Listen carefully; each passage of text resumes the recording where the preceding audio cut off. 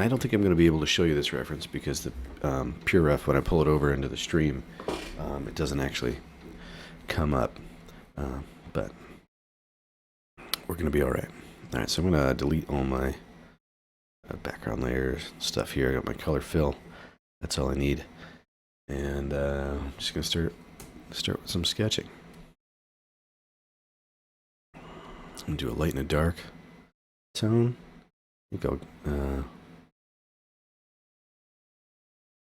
maybe, tint that just a little bit on the purple side of things.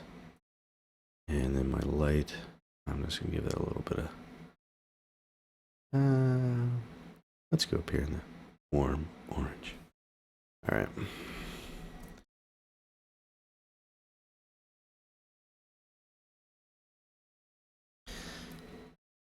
So the purpose of this stream is to practice, either to practice or to explore something. So this is really a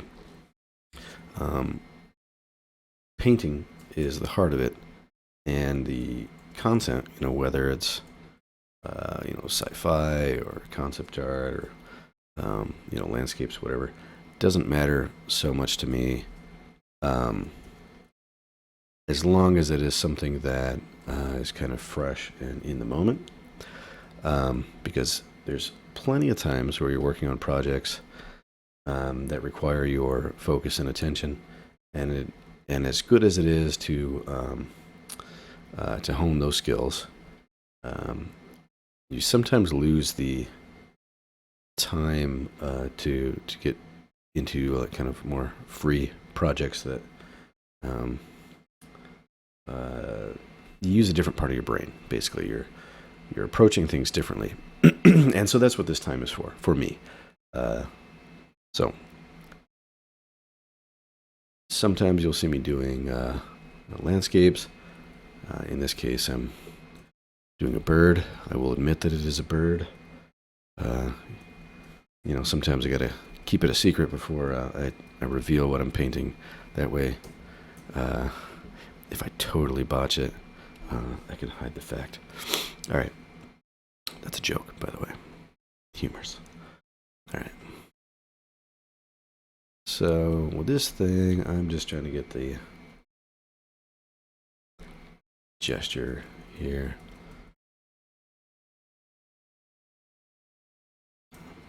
It's a pretty interesting reference. The thing is it's like maybe a rainy day or something, and this thing is all ruffled up. Not too happy about it.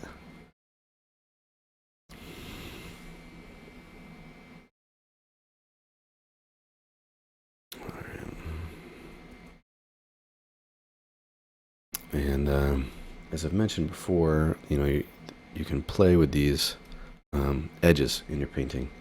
And when I say edges, I mean specifically from one transition from one color to another, how soft or hard that transition is.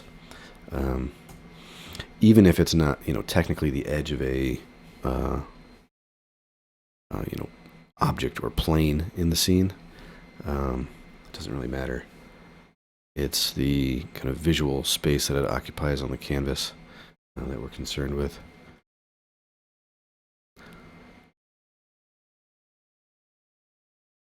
These eyes, man, you gotta get an eye. Gotta place it right, or it's not gonna work.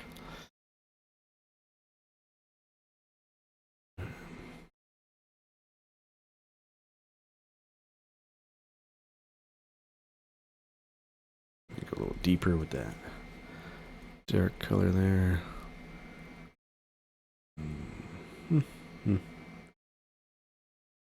Yes, here.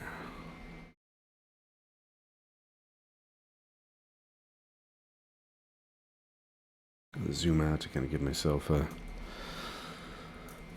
reset on what I'm seeing. In my reference, everything is a bit higher up, so I'm gonna move all that up there.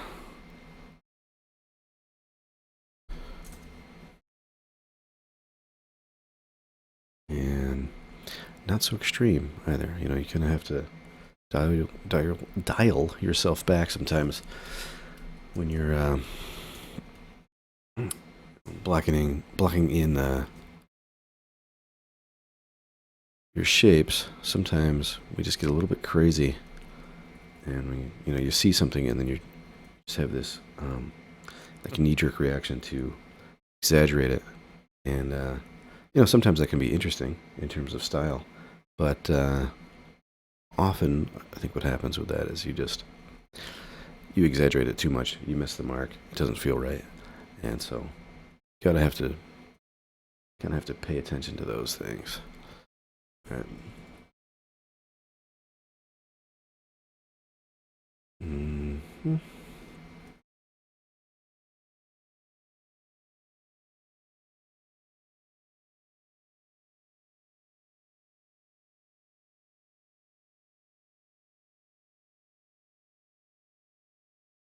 Okay, duplicate that and go to my smudge brush and just start getting a little destructive here. And I'm just trying to get some of these transitions, but then also just, whoops, break up some edges.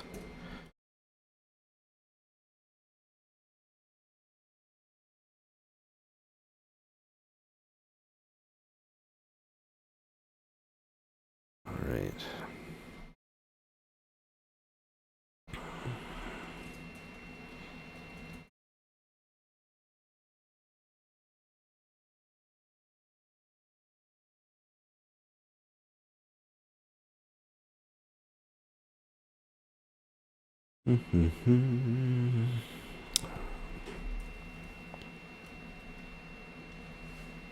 And I'm trying not to get too fussy. And I'm zooming in a little bit, which is concerning. I don't want to get, I don't want to get locked down into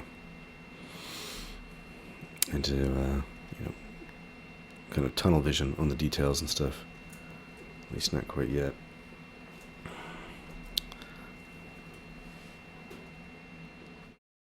Just looking at my reference and trying to place these major areas here.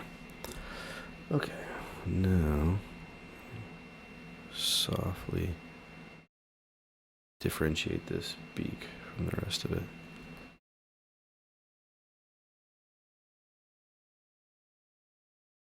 And I've locked my opacity on there. Locked my excuse me, pixel locations. So now I'm just dealing with just color and not the actual shapes on the canvas.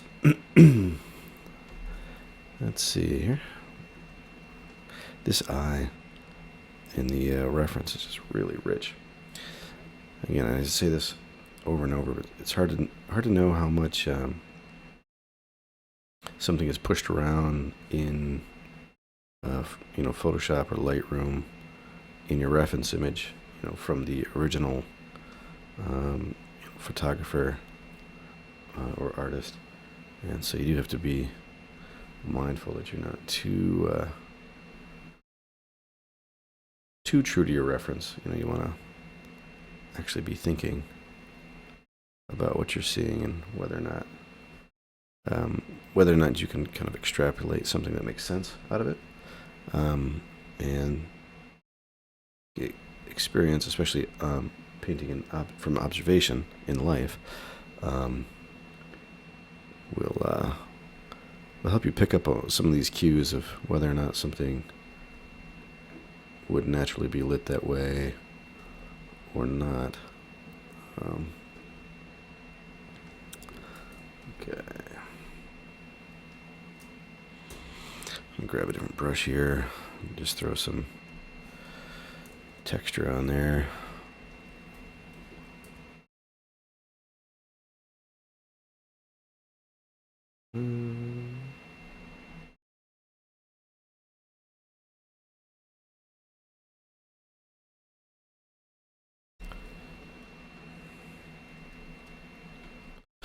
don't think this brush is in my brush pack on ArtStation, and I've been planning to put out another run of brushes, and I think this would be included in that next run. The next one I'm thinking will be more like specific task brushes. So the ones that I put out before were more general use, general like painting brushes that kind of felt like paint brushes or gave you that painterly effect. A lot of textural and directional kind of feel to them. And so this next batch I'm thinking will be more it'll be more like texture stamps and specific task brushes. So like this is like a fur brush here, and it's for doing the inside of fur, and I have a separate brush that will do the silhouette, and of course I don't use that on the beak, but yeah, so this would be the exterior, like the silhouette for that. And I'll just give you an example here. So if I want to do like this white there, so really quickly you can block in the contours of a fluffy subject, and I'm just blending that in with the smudge brush, and the smudge brush, of course, is in the existing 32 Painterly brushes brush pack on ArtStation. Yeah, so these other ones are more specific to like particular tasks. So if you're painting a subject that has fur or feathers, this is a nice one to get that edge. And then there's a separate brush here to do the interior. So if I want to get these little hairs popping up there. And I've got brushes for water, for trees, for the foliage, for the like limbs and stuff. And so, yeah, these other brushes are much more like specific tasks, patterns. Got a whole bunch for foliage, leaf patterns, and so forth. So, yeah, I'm looking to get these out, really as soon as possible, but that's not looking very optimistic. I've got a lot of work lined up and waiting, and so having the time to sit down and organize the brushes to the degree that I would feel comfortable putting them out there for people to use. I have standards. It's gotta meet a certain standard. And it would take maybe a day or two of work to really refine everything and then get it packaged in a way that would be really easy to interact with on the consumer end. And that is what I would like. I'd like to make sure that they're plug and play, and you've got some extra information, like a little video or something to explain how they're intended to be used. Definitely enjoy exploration with the work. Like I love to see how people use tools in creative ways.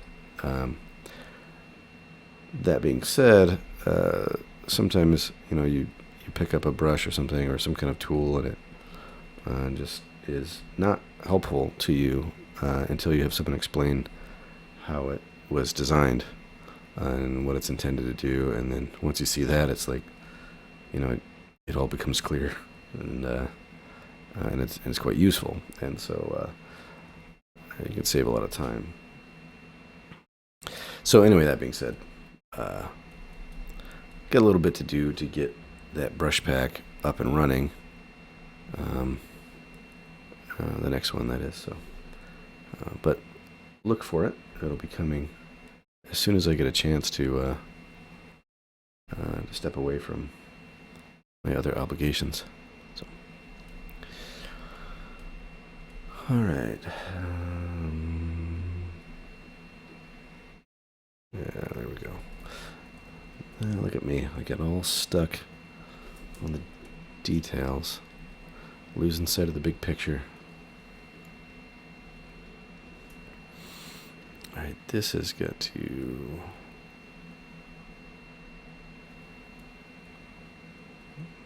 diminish. There we go.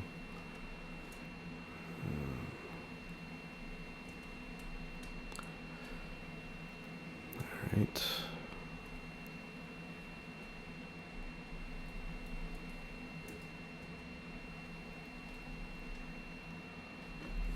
He's got these little interesting little variations in his feathers. It's really pretty cool. Capture some of that.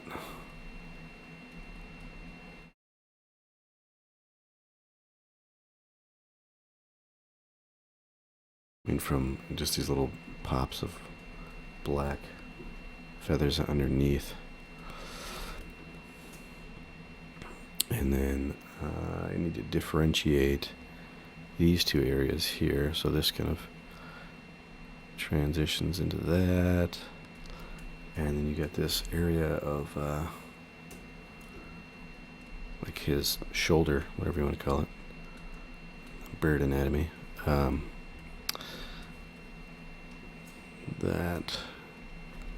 kind of peaks in front here, and so I want to make sure that those are separated.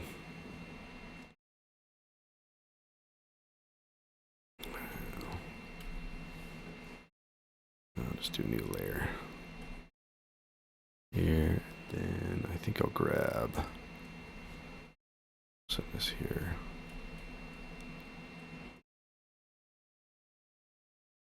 And I can use my smudge brush to rough that up a little bit so that it's not these kind of crisp edges from the marquee tool. Okay, and that's fine. I might take this, I'll take this and duplicate it, merge it together. So here's my working group. And usually I'll, if I have a layer stack, I'll just group that together. And I'll just name this, bird work group. And then hide that. And then I've got my actual condensed, everything's kind of brought down to one layer. And with this, I'm just going to get a little destructive with it. See if we can just squeeze a little bit more out of the out of what we get here. All right. This is a little too much there. This here kind of, my reference kind of curves around that way. Let's get a little more pronounced shape of the head there. And let me go ahead and make these cuts in here that should imply the direction of his head there. So we start cutting those out. Do a few more down here.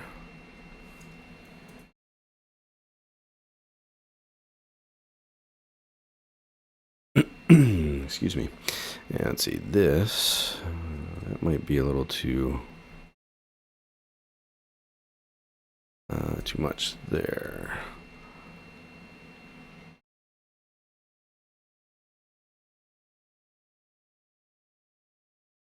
Take these and cut away from this edge as well. And in my reference, there's like a, this is kind of puffs out, and then it like has a kind of a sharp cut here, which will implying that these are separated shapes. So this is like the edge of the wing here, and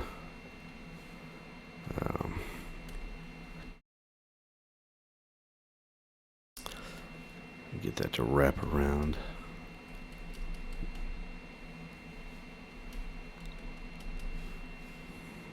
And of course you can just fill in some shadow shapes as well. That's a good way to get, well, it should be the obvious way to get form, though it's funny when you say something's obvious, I should apologize for doing this. If you've been doing it long enough, it does become clear that, like, well, that's the answer to the visual problem that you're trying to solve, and so I will often say, well, obviously we have to do this or that, and I realize that, like, looking back, it wasn't always so obvious to me, and a lot of my aha moments were just an artist straight up saying, oh, this is how I'm going to solve this problem. And so casting shadows over the form, I mean, that's one way to show form. So, like, example, if I just did, say there's a tree, and that tree is casting a shadow, and so I come up this form, and then down, and then here's like the wing right there, and so then I here and back up. And so I'm going kind of thinner as it goes over the top forms, opens up as we're rolling down, and then we thin up again, widen it up again here, and then as we actually come down underneath, it kind of rolls into the greater form, and then we would soften that edge. So if you had something like that as a cast shadow, so I'll just throw that on there, and we'll just set that as like, I don't know, 70, yeah, sure, that's fine. And then I take my smudge brush and I soften this transition here.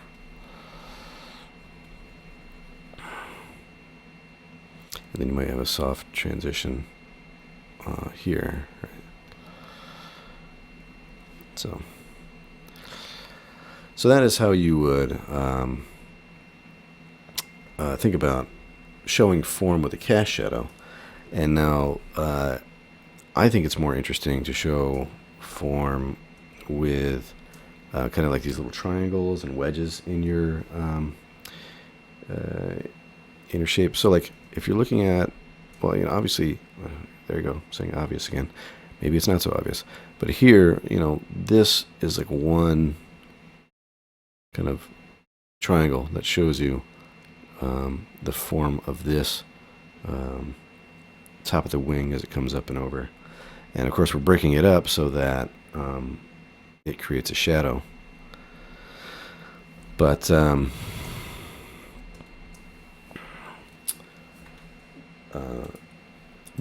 we can just show these little creases and crevices in there, and that gives us visual information to see just what this shape, what this form is doing by the shape. And just technically what I mean there is shape is what you're seeing on the canvas, that flat two-dimensional thing, and then form being the three-dimensional object that it's attempting to represent. All right. So I'm just going to get some of these feathers here, and I'm just going to grab a little brush and brush in from the ends, or maybe I might brush out. It feels a little more comfortable to me to start soft and push harder as I get to the end. Right. And then we're actually going to keep this mask because that'll be helpful for us. It's nice to get these locked in like that. But then if we do Control Shift I and we flip the mask inside out, and then I switch my colors to my white, then I can get these unique feather patterns on there that are showing up in my reference. And this is just the bird. This is not lighting information here. This is actually the texture of that this bird's feathers.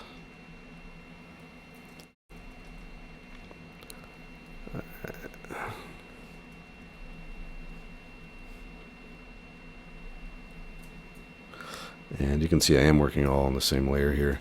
I could be separating this out and being a little safer, but being reckless. And there's kind of a theory to that. Like, definitely when you're doing commission work, it's probably a good idea to slow down, do your due diligence, name your layers, all that kind of stuff. But when you're exploring, sometimes it's nice to not slow down the flow of painting, and then also to consider that if you mess it up, you don't have to. These things don't have to be so sacred. Like if you mess up your painting, then that's an opportunity for you to do it again, right? Like you did it once, you could do it again, and in a lot of fields that might be a super annoying thing to have to repeat work over and over and over. And if it is truly work, then yes, even in design and painting, you don't want to create unnecessary work for yourself. But that's kind of the kicker there, is whether or not that work is unnecessary. And so as an artist, you're developing a skill and you're developing an eye for things. And that comes through mileage.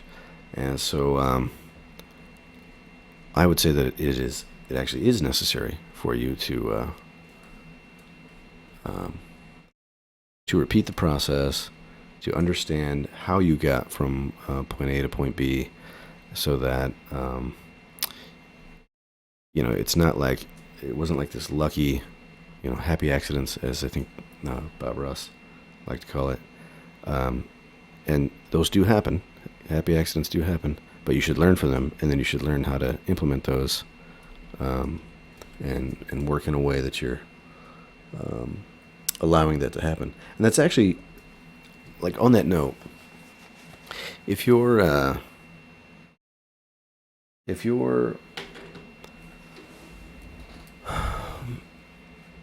working too carefully, then sometimes you're just not letting the process do what it does.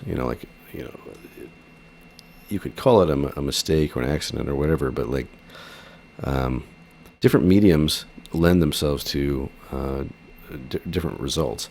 And if you are too controlling, then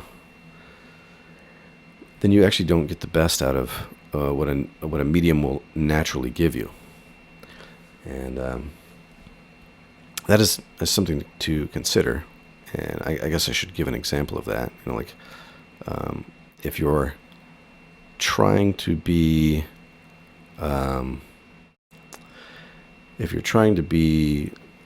really tight with like a very textural canvas and oil paint with a palette knife, then you're really missing out on what that will naturally give you in terms of texture and looseness.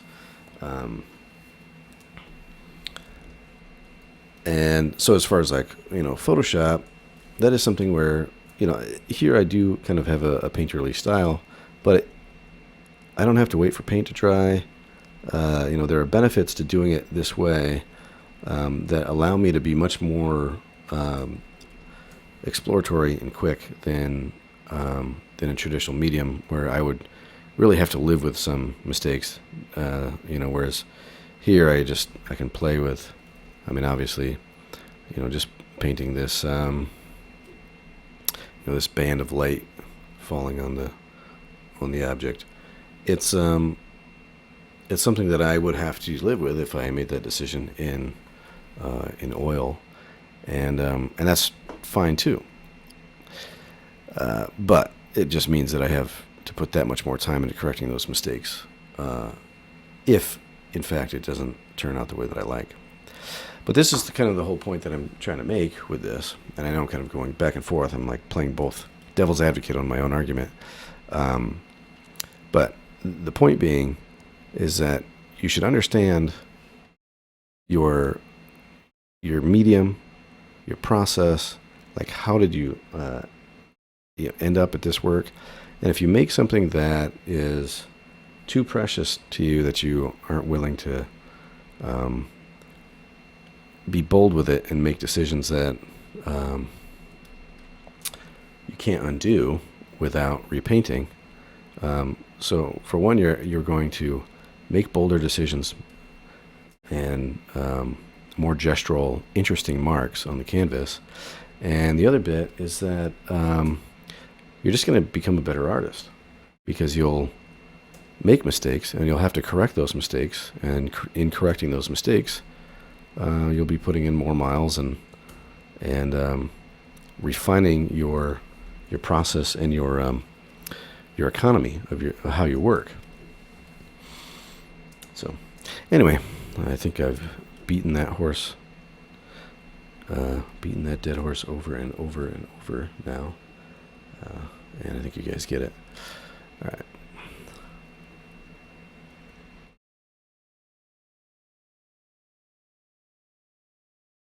All right.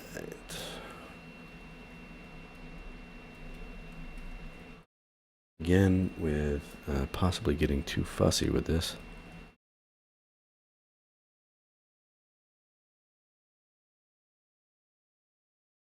But there are these little interesting nuances that I'm trying to get out, work out in this painting, or at least in the reference.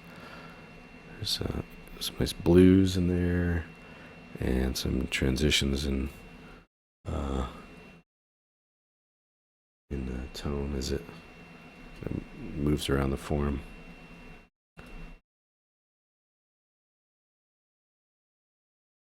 All right, but I think I will move on to the next thing.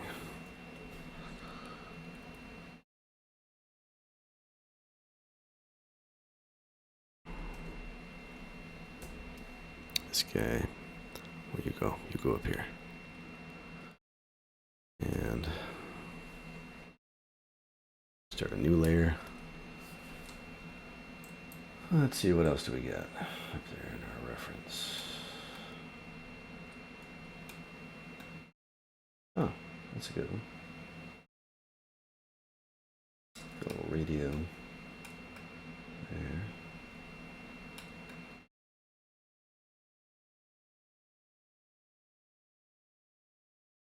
Like colonial imperial soldiers or something. That'd be kind of fun. Let's do those.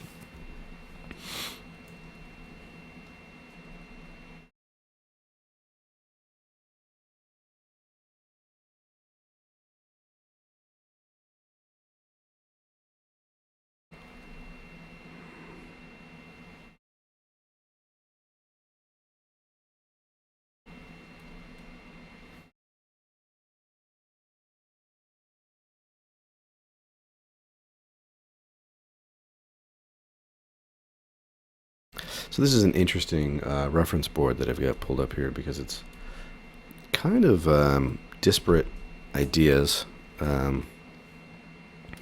but I as I recall, I put this together quite a while ago, this reference board, but as I recall, I wanted to kind of mix some of these elements. So I think I was going for like a military character, so I pulled in some modern military equipment, and like the radio that I was mentioning, and modern camouflage soldier, infantry, and then also some older style infantry, so that obviously this would be from a reenactment. And it's interesting that the changes in utility and the schools of thought in warfare. I mean, these things are interesting over time, I think, in general. I was just looking at somebody's project yesterday. I think that was doing like a payphone in the future, like something that is now already antiquated. But what would that look like if we, held on to it? And so the same kind of idea here with these soldiers. I was thinking, what if in the future we return to these very kind of bright, aggressive, intimidating colors, and it's less about camouflage and concealment, and more about kind of the show of force, intimidation type thing. And that's kind of why I had the bird in there. It's a very aggressive looking bird. And I was trying to get more reference from nature, because it's, I think, where we get a lot of our cues on these things. You can shoot in the dark until you figured out, or tried to figure out how, how different kind of visual cues will communicate the idea that you're going for. Or you can look for cases in nature that that's already happening, and try to extrapolate what is it that is that makes this bird right here look like something that I do not want to make angry. And so, you look at this, kind of the ruffled feathers and these diagonals, and the bright red, and the high contrast in the eye, of course the sharp beak and all that kind of stuff. It all kind of goes together. It's like, okay, this is not a very nice critter, right? I don't know. I'm not sure how many people out there have these as house pets, but I don't. Wouldn't either. All right, let's see here. Kind of like how this is coming along. I might want to shift these whites to a more darker tone in the shadow there. And that is always a fun thing to balance. I actually, and I mean that in a literal sense, that I enjoy trying to figure out how to make white tones look interesting when they're in the shadow. And they pick up light from outside. So, and my reference is an overcast day, so this is not particularly sky blue, but were it a bright sunny day, you would see that transition from the skylight lighting the white, to the sunlight.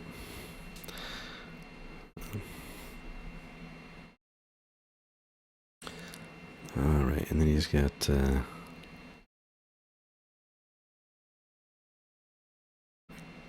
very orangish ear, and the skin kind of dials back just a little bit here in the shadow. Probably too much there. And I'm gonna really go a little aggressive on that ear there. You can dial it back later if I remember. And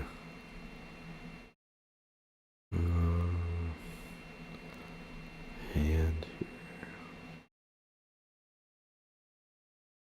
Those need to be dialed back. That's too much.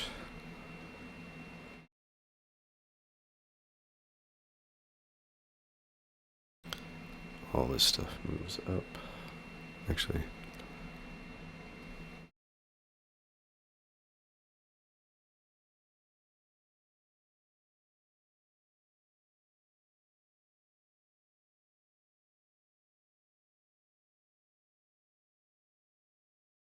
okay. Then I think I could probably start cutting away at this. I'll give it just a little bit more information.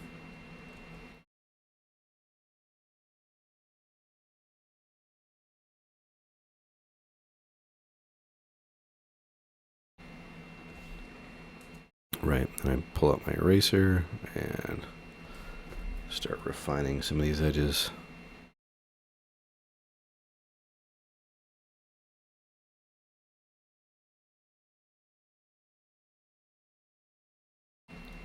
And again, you got to be careful with this. Just because it's a crisp edge in your reference doesn't mean that you want to depict it that way. Might benefit you to leave some things a little bit soft.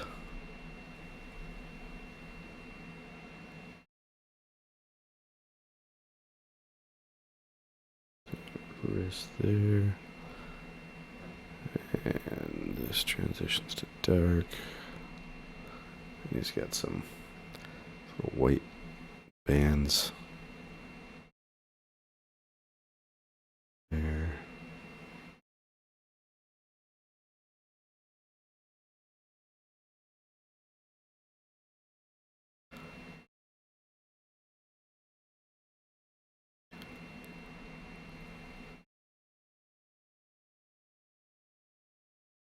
And we should probably give a little bit of light value in the darks. Now there's this concept called halfway to black that I almost never use. It's utilized in drawing, and my understanding is that it's a method of getting your shadow colors in the right range. And now I will generally just choose colors by eye, and I do that because I want to actually train my eye to pick up what I'm seeing and do things intuitively. But if you need to have a more analytical approach to it, something that you can reproduce time and time again, which I would be in favor of, just for reasons that I've stated, have not gone that way. But yeah, I'm interested in taking the time to do it. So anyway, the concept is that you take whatever your local color is, and so in this case, my white is right here, and my black. So let me just actually lay these out so you can see what I'm talking about. So here's my white, and generally you do this in drawing because it's black and white, and so you're not actually dealing with color. And then here's my black. All right, and if I were to grade these like this, blend them together.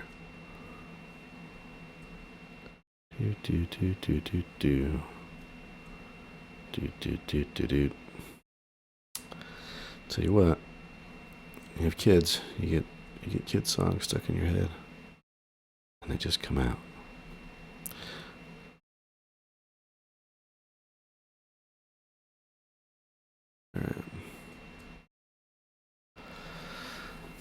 All right, now the idea is that if like your local color is here, so I'm just gonna correlate these. Right, so this is my local color versus my local color, right? So then the idea of halfway to black is that your shadow should end up being from your local color to black halfway. So, like so. And for up here, well, I guess we'll do it here. We'll actually put a shadow in there. So halfway to black. Oh, it's going to be like right there.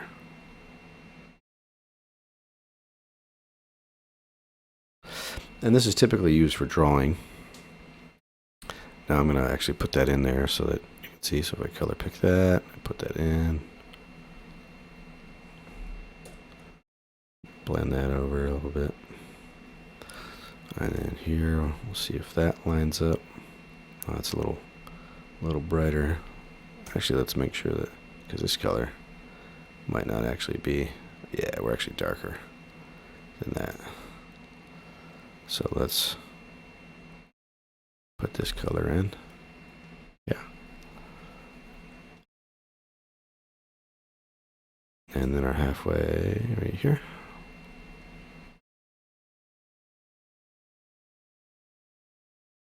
And then blend them together.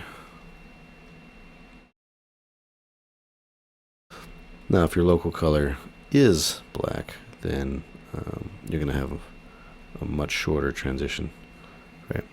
So the idea being that the closer you are to black, the less contrast there is in your shadow. That your there's less light. So really what it comes down to is light bounces off the surface of that local color. And so the brighter the color, the more light is allowed to bounce off. And so the darker your color, there's less light is reflected off of that and into your eye. And there are all kinds of examples of this, how you can utilize that. So we'll give you one if you are working in like oil painting or whatever. And this is an interesting difference between traditional and digital work, is that you have to consider that your surface is dealing with the physical properties of light. And of course, you're still dealing with the physical properties of light in even in a digital painting, but the difference is that you're backlit. And so when you're looking at an oil painting on the wall, you know, whatever light is available in the room has to hit that surface, bounce off of that surface, and then hit your eye, and then that's when you perceive it. Whereas, you know, when you're working digitally, it's backlit, so it's just coming right out, lit from behind the screen, behind the surface, and coming out and hitting your eye. And so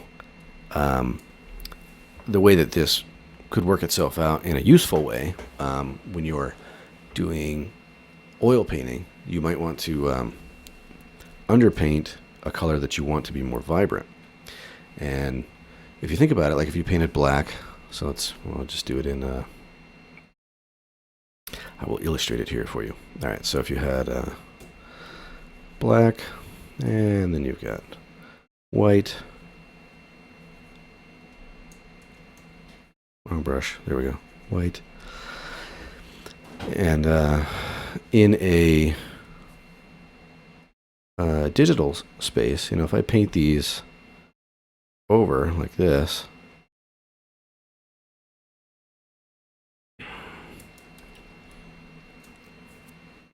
you know, what you see is what you get. Like these pixels on the screen are being lit, backlit to this color.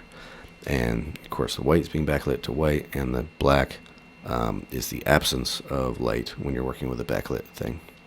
So that's just your monitor, you know, those pixels are essentially off, or in this case, they're masked.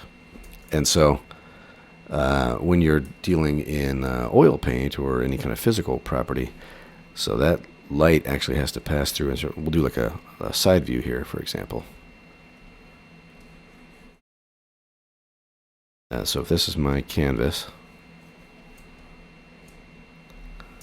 and you know, we're right here, person. looking at the canvas. And we've got a light source up here illuminating the canvas. Light bulb. I could do a little thingamajiggy in there. Old school. Alright.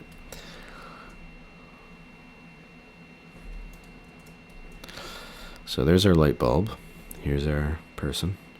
We'll give him a top hat. These things are important. Alright, and so you're viewing this canvas surface here. And if you have a layer of paint over top of that, like this, and we'll say that, you know, these are actually touching, but for our purposes, we're going to leave them separated there so that we can see what's going on. So the light will come down from your light source, and I'm just going to paint it in a different color. So you can, well, we'll do it. I don't know. I don't want to confuse. Your light's going to come down, hit your surface, and bounce off, right?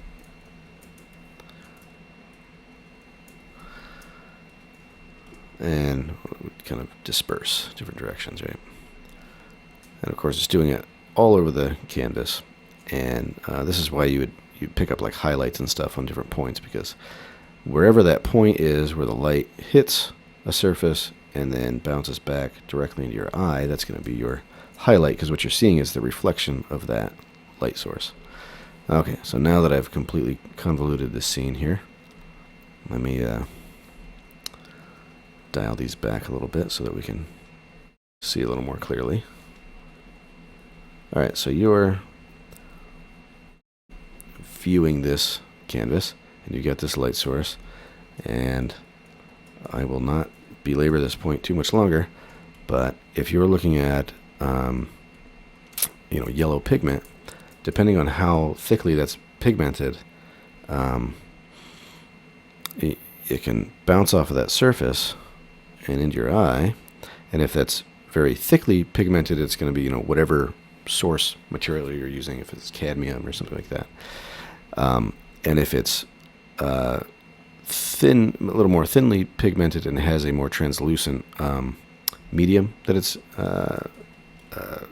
locked into, then that's going to allow some of this light to pass through. And so if that light passes through and gets absorbed by this black and doesn't, you don't have as much bouncing out, then the color that you end up with here is going to be, your yellow, but it's going to be not so brightly lit because it's passing through that yellow. It's hitting this, this dark surface back there, and the light that's coming through just isn't as strong. So you end up with something more like that. And so let me actually illustrate this here, where the light that's coming through, those bands of light are, they correspond to what it's passing through. And then on the flip side here, if your backlit or your canvas is primed with like a more reflective white surface, and it's going to bounce off of that, come back through to your eye, and as it passes through, it's going to be brighter, more saturated in color. And that's just simply a consequence of more light being able to come back through the surface. And if this doesn't quite make sense, and sorry for anyone who already knows this and I've just belabored this point, I apologize. But for those that are new to this concept, an easy way to understand it is to take like a stained glass window or any kind of translucent material, and when you look at it straight on with no light behind it, and you shine a light on it, so like let's say here's our color here, and we shine a light on that, it's probably going to end up in this range where you'll reflect whatever light that you're casting at it, and it'll be kind of dull looking, and whatever's behind it, is going to contribute to the intensity of it. And then if you take the same exact piece of translucent material and you light it from behind and you're looking on the other side, that light is passing through, and now it's not coming through here because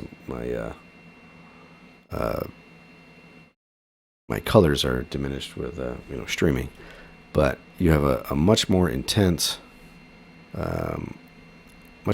color coming through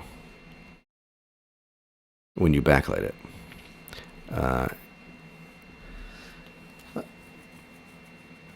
I'm trying to think of a better way to explain it. You kind of just have to see it.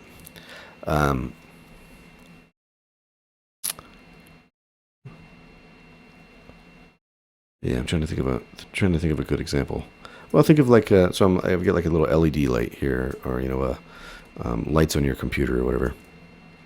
If you shine a light at that, if you got a little green indicator, so you've got here's your edge of your computer, and you've got like a red light. Something's going wrong with your hard drive because it's old. You got to replace it. You got a green light here. It's all like, hey, we're powered up. Things are good, right? If those were not backlit with the LED that's behind them, and you were just to shine a light on them, it would probably look something more like this, right? And that's actually probably too intense.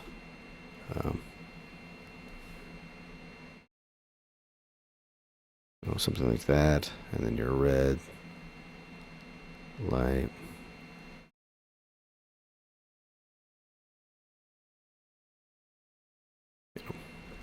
So the intensity of that light, it's the exact same source, but the intensity is going to be different because you actually have light passing through it from behind and into your eye. And if that's not a new concept, then great. If it is a new concept, I would encourage you to consider how that will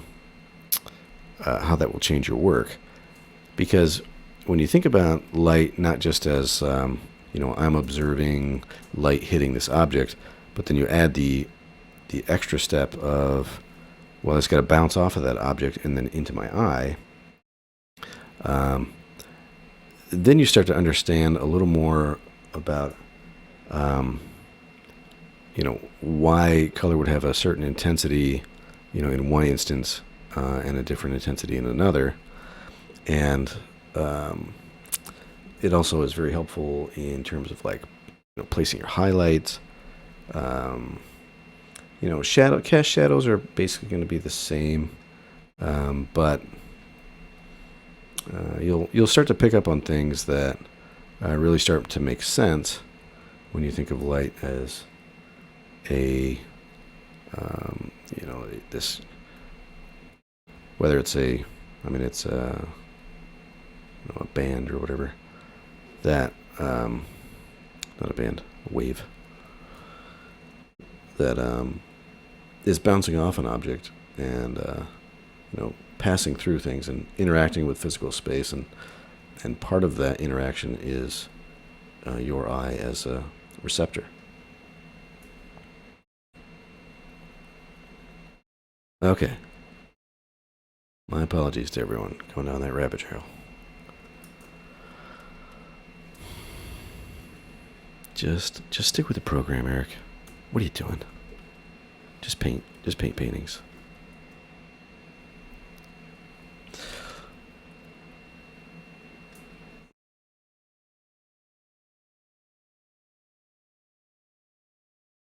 All right, so I think earlier I was talking about how I wanted to mix these ideas of actual natural elements and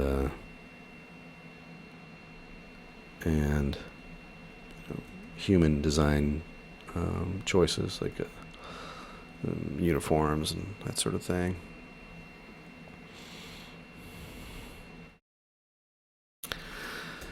I should probably do the eye.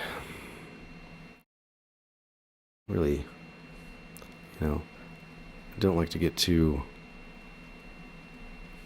finicky with this where you're trying to get the expression, all that kind of stuff, but it is important. It's taking it to the next level, and I think the closer that I get with the better economy, the happier I'll be with this, where I don't want to fuss over this face,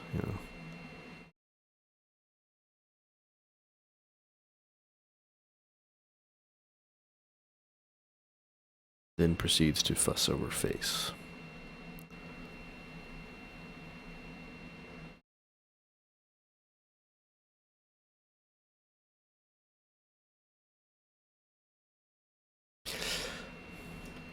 Okay.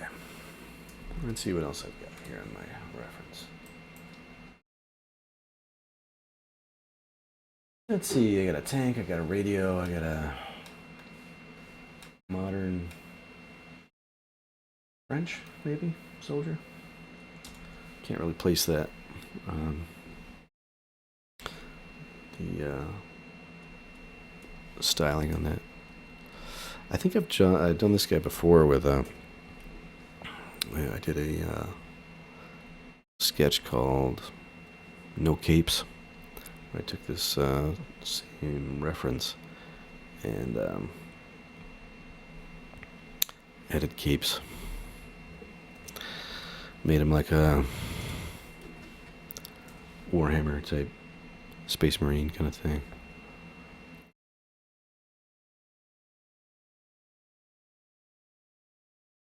So this reference is from behind, and we're getting that backpack. Actually pretty square looking.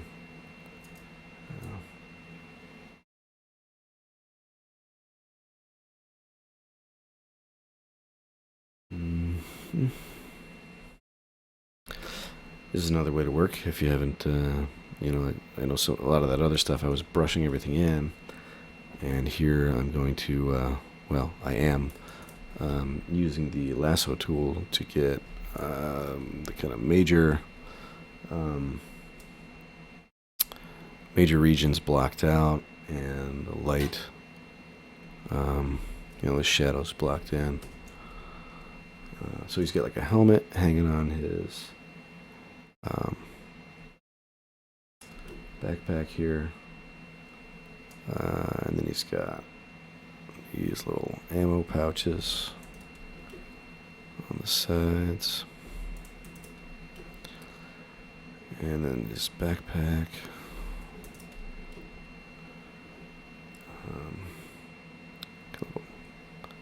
Looks like a carabiner, maybe a little carabiner right there.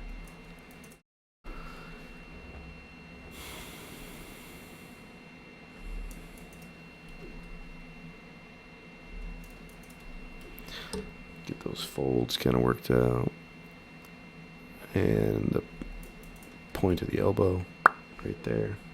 Sorry if that came through really loud. And let's see.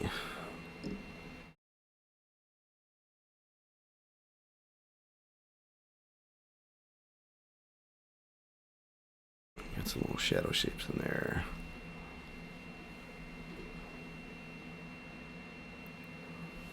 Whew.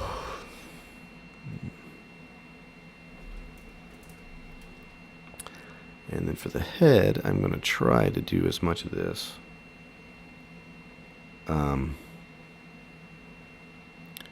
without fussing too much. I think the kind of minimalist approach makes sense here, where if I get too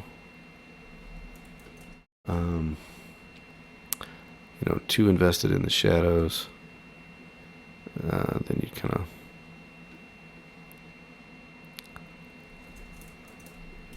lose the simplicity of the gesture.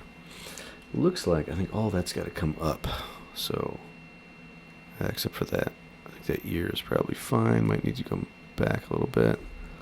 And then all this has got to come up. Scrunched it too much.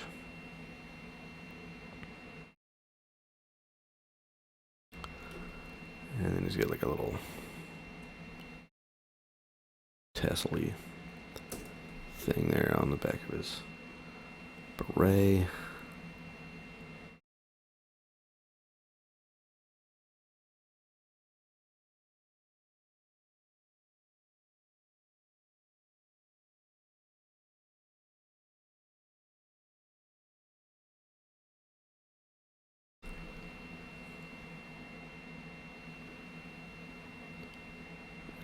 All this stuff could move up.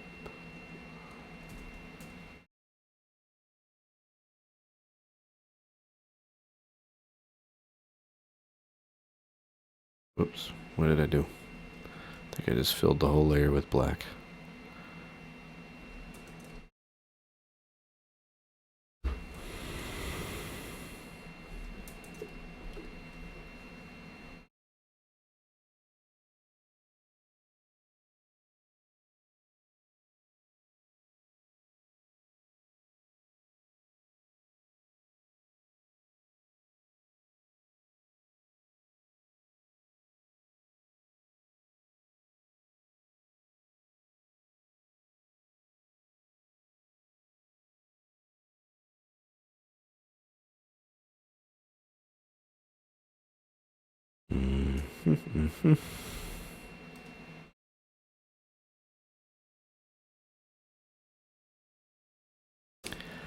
And some of this is an exercise in fighting what you know in order to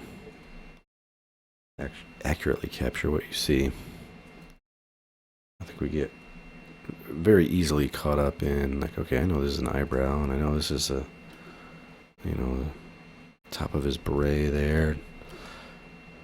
You kind of just start guessing your distances and all that kind of stuff instead of actually observing them. For example, this lip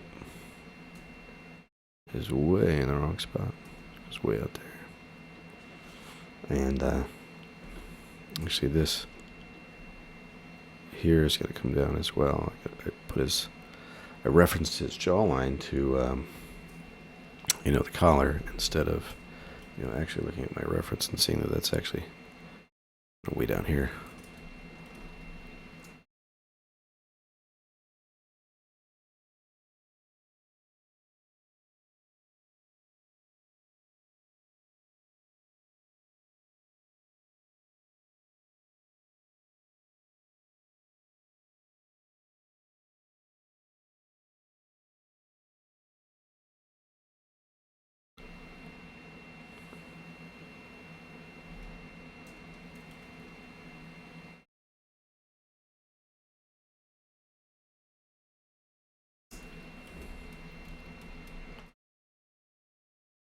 And now, of course, I'm going to get too fussy with this thing. What am I doing?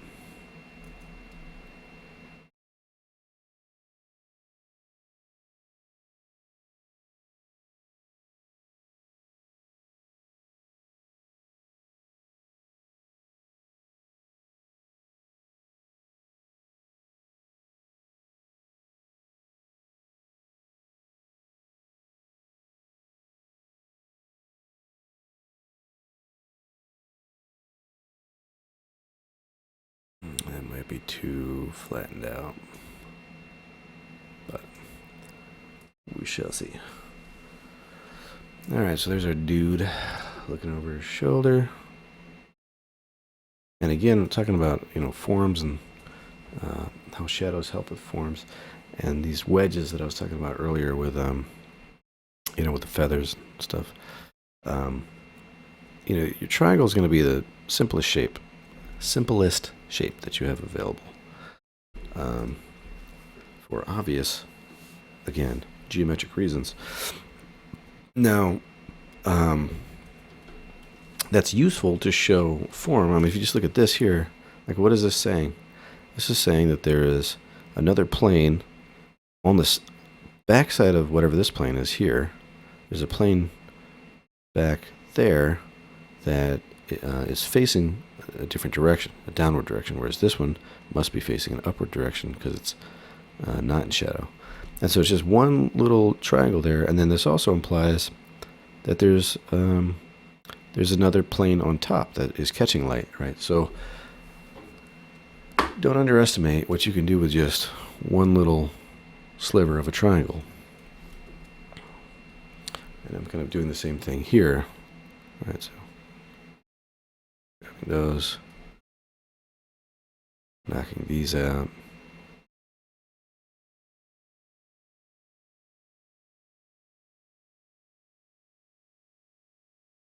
So it's where light catches and where it is obstructed, and that's the simplest way to go, I think. I mean, it's a real easy way to get a clear picture of a form.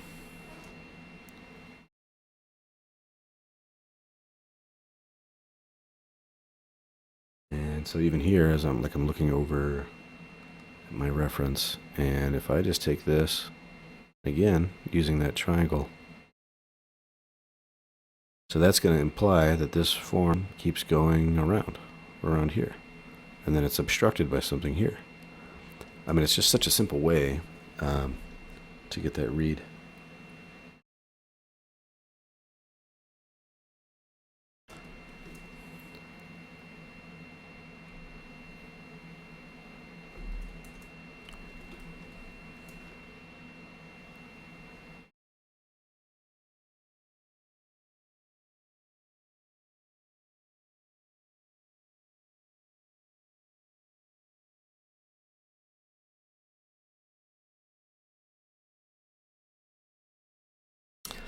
Easy peasy, lemon squeezy. Okay, I shouldn't say that. Don't want to discourage anybody if it doesn't feel easy. But it will. Eventually, it will, because you really start to see that you can utilize these really simple visual cues, and it starts to build something out.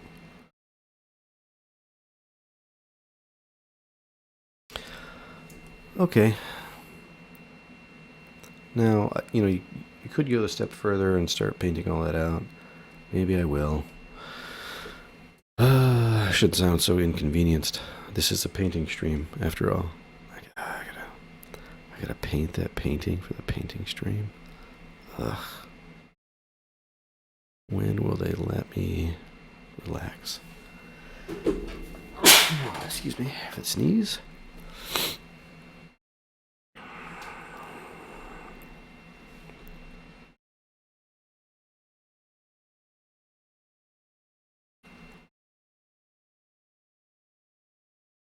Well, so all of that being said, you can take some of those same concepts into painting when you're applying color.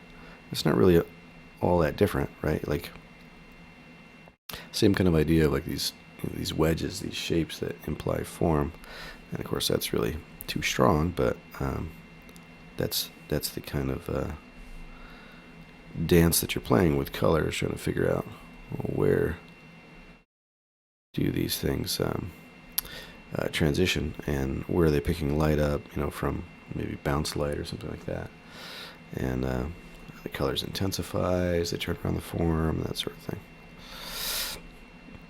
thing. But you can still think about them in terms of these wedges, these planes that you can just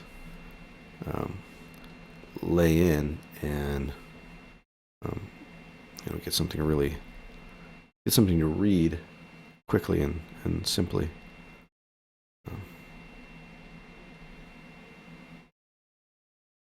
Right, there's something there.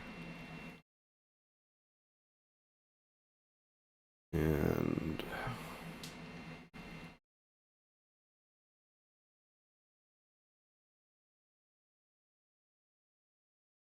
right there.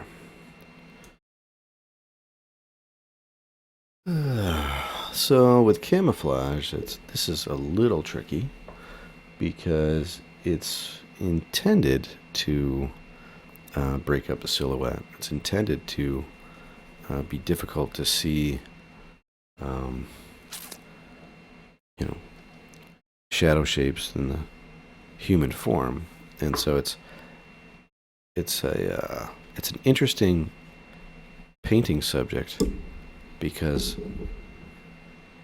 it's actually intended to fool you. And so when you're looking at something and you're trying to analyze it and then depict it, you can falter at either step there, either in the analysis or in the depiction. So you could look at that form and, given enough time looking at staring at a photograph or whatever, you make everything out. You can see, okay, that's these are pouches and that's a helmet and that's blah blah blah. But then you go to depict it, and you might depict what you're seeing and then actually make it not easy to make those forms out. So part of the job then, if you're trying to get something to be visually appealing, would be to kind of counteract the points of that camouflage, make it easier to see what you're looking at.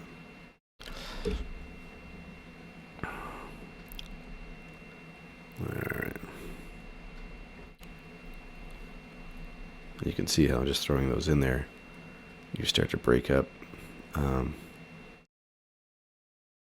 the recognizable shapes.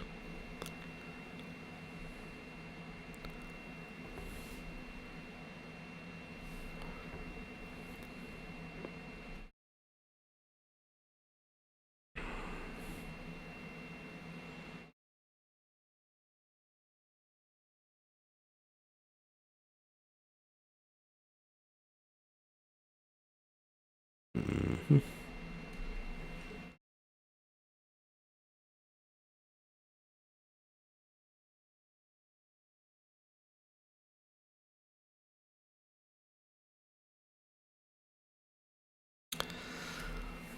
Okay. I'll do that hat while we're here.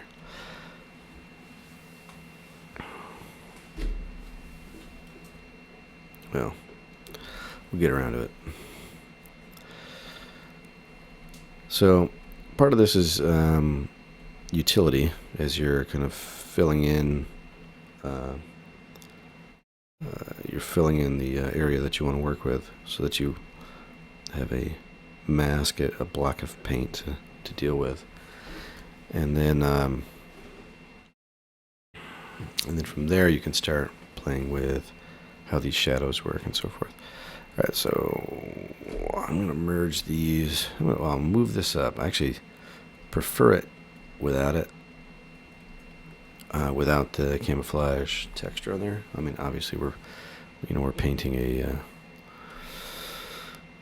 military subject, so we kind of have to gotta do what we gotta do, right? So I'll circle back around to that, I think. So with this, here's my original drawing of the shadow shapes, and I'm going to hide that, and then I'm going to take this copy of it, and I'm going to set it to multiply, and I'm going to lower it down a little bit, and then take my smudge brush here and start smoothing the turn of the form. And so I'm sure that I've explained this like a dozen times, but this might be the first time you're watching, and this, I guess, what makes this interesting is to have it explained as I go. And so what I'm going to do here is where a shadow is cast, I want that to be a hard light. And where the form turns, or it starts to transition into an area that is not really going to accept as much direct light, it's going to be more kind of light bouncing around in the scene. That's the stuff that I want to soften. So for example, on these folds are great examples of edge control on shadows. So I want this to be hard on the bottom side of this, because that's the cast shadow. So if the light's coming down and it's hitting the edge of this fold here, and so it's being obstructed there, so that's where you get your shadow, and it turns around that form, but it's hitting that, so it's going to be blocked down here. So you just have this sharp edge from where it's being blocked. But since this fold is turning, the form is turning, we're going to soften that up. And so it's soft on one side and then hard on the other. And that is the way of folds. All right, same here. I'll soften that up, soften this up.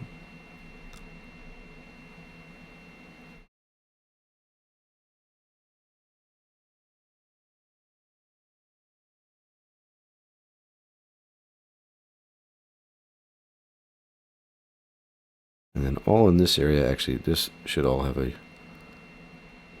shadow as it comes to the elbow, because this is largely here. This is largely in shadow, because that form is turning around the arm. Okay, that. Let's see here. This is a little bit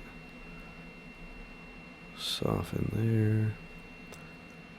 That's good. I'll actually bring this all the way down. That. And then we might do some bounced light if we are feeling it.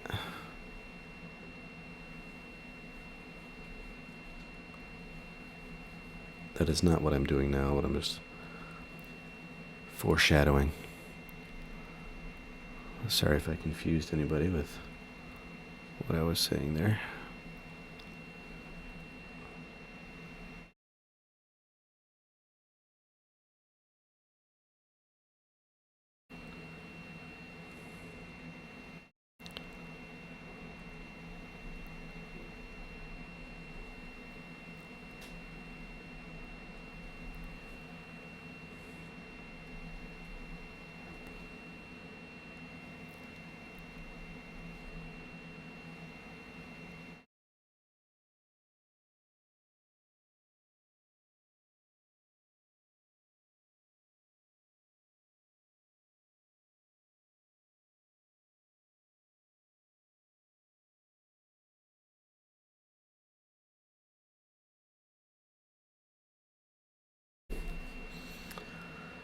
Okay, maybe soften this one up here. Comes up.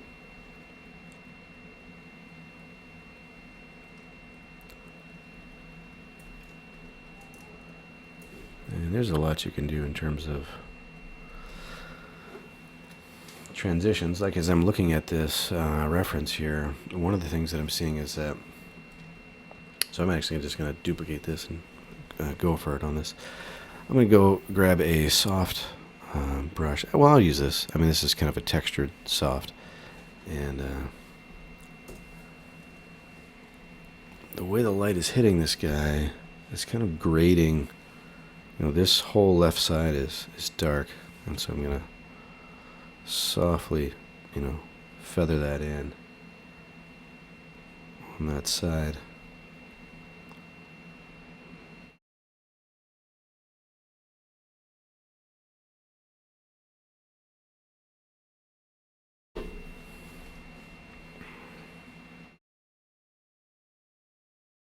Same down here. This is all kind of feathered in there.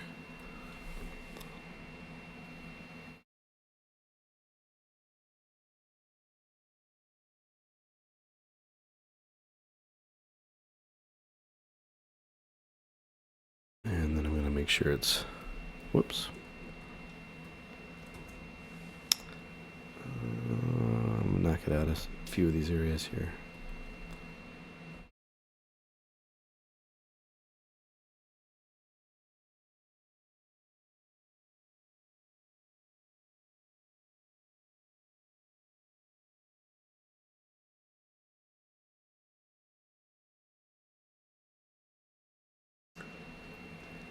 Let's see, that comes across there.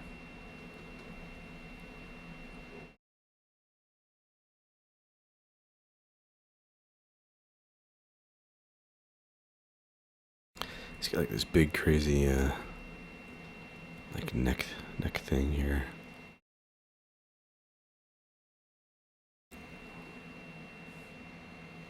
It looks padded, like this big padded kind of thing going on there. And so I'm going to grab a selection there. And a little bit below it.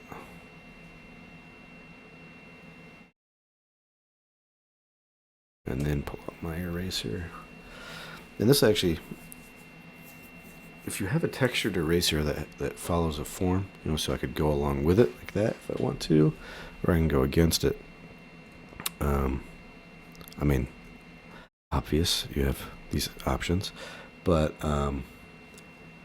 it makes the transition more interesting, I think. Gives your eye something to follow. Gives a little more texture as well, you know.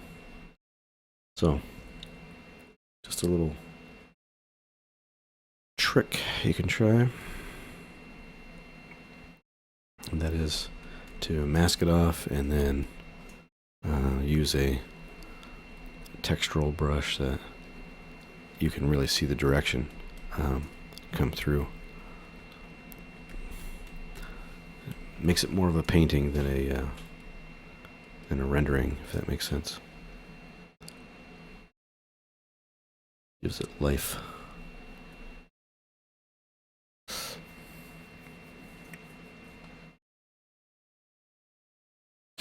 Okay. I'm going to take this. This is our shadow, right? So I'm going to take that, put it beneath, and set that to 100%. We might give this a color so that that way we can move this guy around. We can paint on over top of him and everything without having that transparency. See that that's transparent. It goes right to the background, and that can be an okay way to paint if you're doing a scene. But if you want to move that character around or anything, then everything's going to change on you. And since we're working digitally, why wouldn't you want to be able to move that character around and do all the things that you're not allowed to do easily in physical mediums? All right. So I'm going to set that color behind him.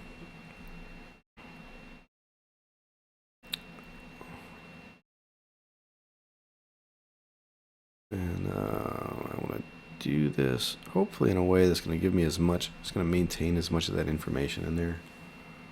I don't want to lose all that. I want to keep it subtle. And let's shift. Let's see if we can get some different interesting results. This is another concept you can play with,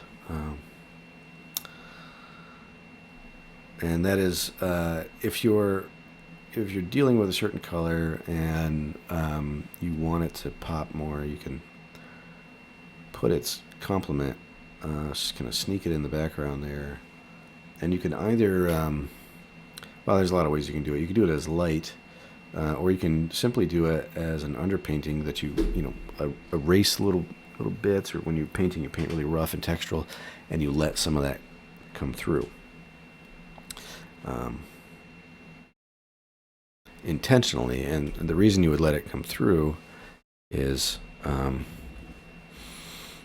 when those two colors are put side by side, say this green with like a kind of a purple or violet complement behind it, which I can't do a whole argument about those not being complements, but whatever.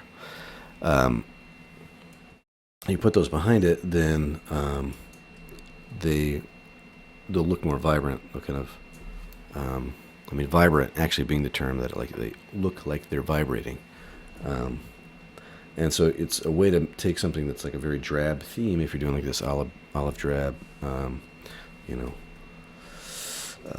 military uniform, or military, camouflage, whatever. And then you can make it look way more visually interesting without, making it look like lime green. You know what I mean? You don't want to. You want it to. You want to maintain some realism and integrity, or you're going to completely lose your audience. Yeah, you can increase the vibrancy that way. And so I've got my so this is my base for the camouflage, and I'm just gonna run through the layer blend modes to see if something pops out to me as more interesting or more visually appealing.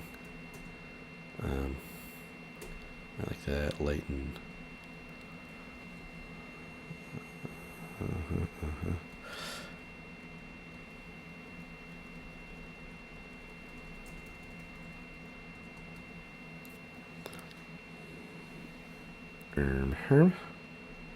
It's like an olive with that exclude, and then I liked lighten was pretty cool in there, but these are interacting with each other. So if I put the exclude over that, gonna get that gray in there.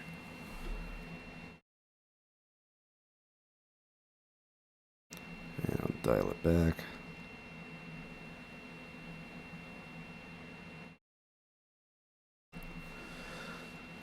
Okay, I'll do one more, and we'll set it back to normal. We got that kind of brown in there.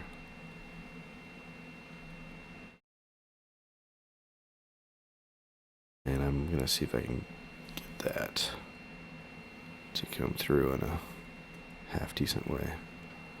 Darker color, overlay, soft light.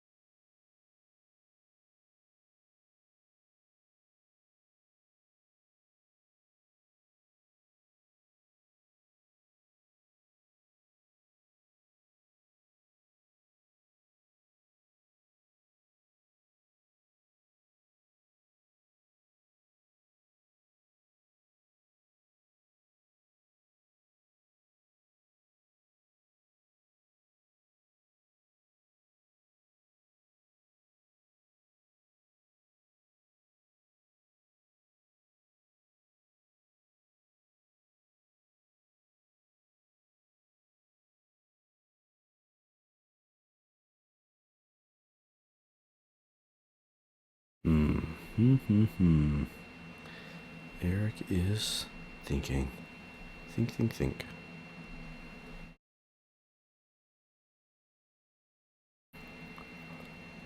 I almost like that, but I think it's got to go down. I really think I would prefer to depict the sky like in a very kind of a little more desaturated, taking these changes in the camouflage and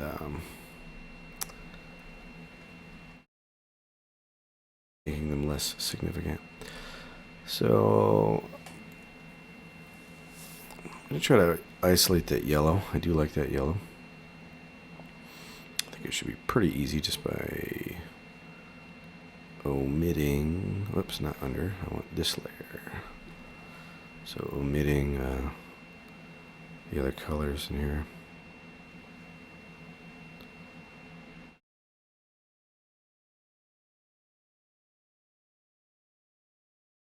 Right there. Okay.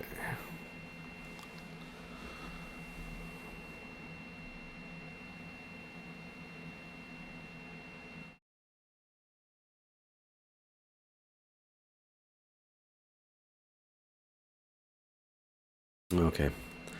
We shall go with that for now.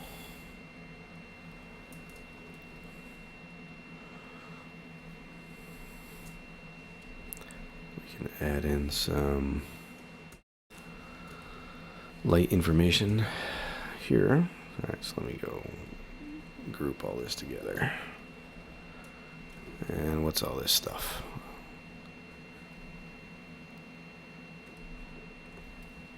What is this?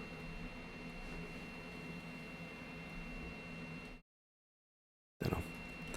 All right, so here's our colonial dude, modern day trooper, and then this is the layer that I wanted for lighting his beret there. So I'm just going to pin this to the group, so it'll use the information below it as a mask. And then I'm just going to brush in.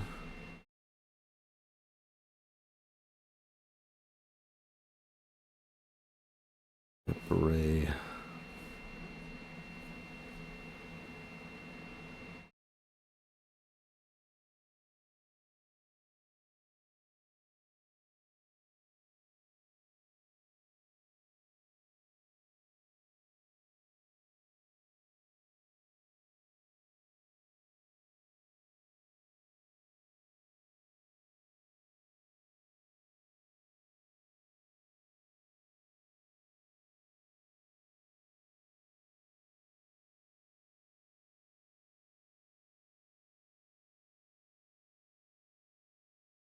Make this a little more gray.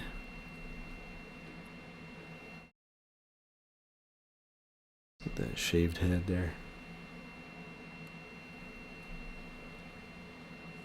Get that gray look going on.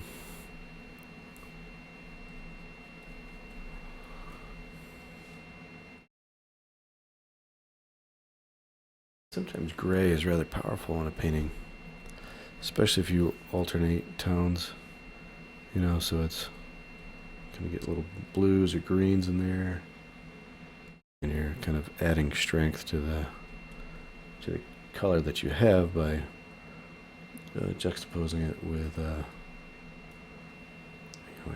a lack of color. I'll throw some warmth into that ear.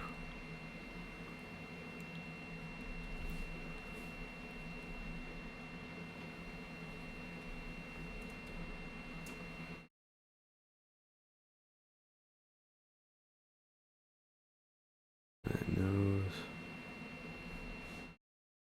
And some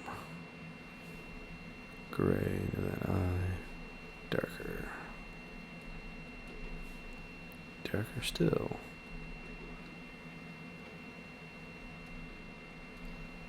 Some gray in here.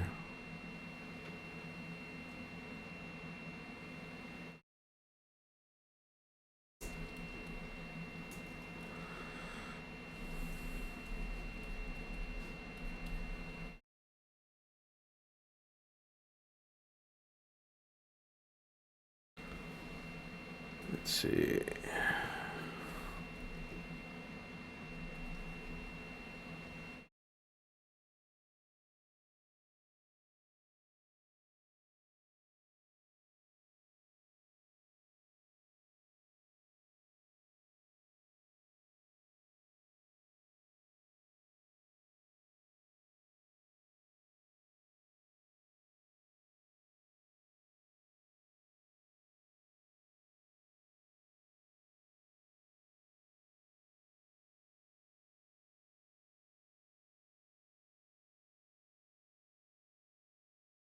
That's not really coming through because the background is the same color there, but just getting some lighter tones on the on that rim, and that could partially be reflected light, but it also looks like in this angle, it's just kind of like some hair on the surface of the skin that is picking up light from the sky.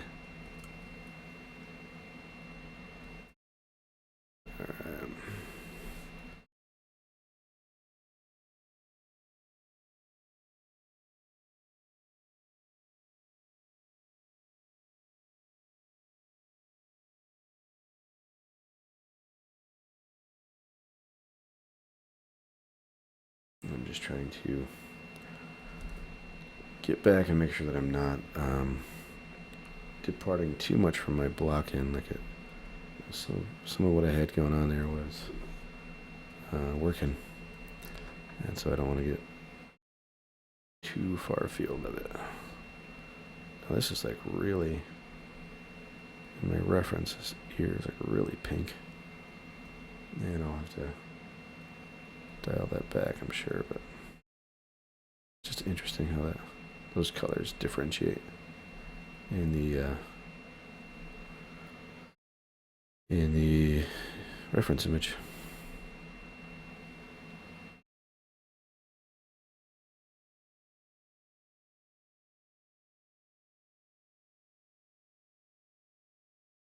Okay, and then like up here, this gets lighter, grayer. So like a little highlight there, almost. And then over here, a little knob on the back of your head. I know this is dumb, but like, think about the back of the head. If you feel the back of your head, I think everyone's got a weird shaped skull, but I think there's like this baseball type shape. There's like a baseball, and then there's a marble. It's like a little knob there, and then there's like a larger form here. It goes up higher. But anyway, like what you talking about, Eric? That's just your head. Eric's got a weird head.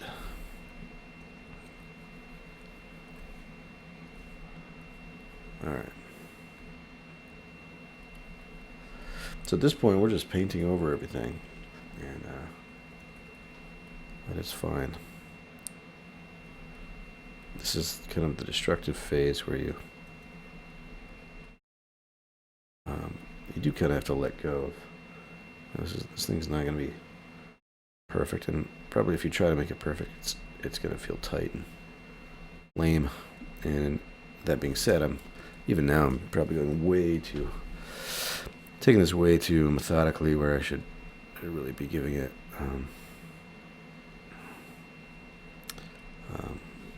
a rougher treatment, I think, just to get it knocked out. All right, so we're painting over, and just going to blend a lot of this stuff together,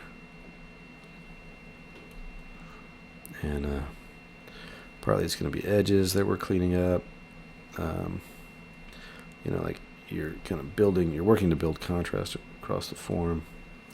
It's like this comes across here, and then, you want to delineate that edge there. Delineate an edge here.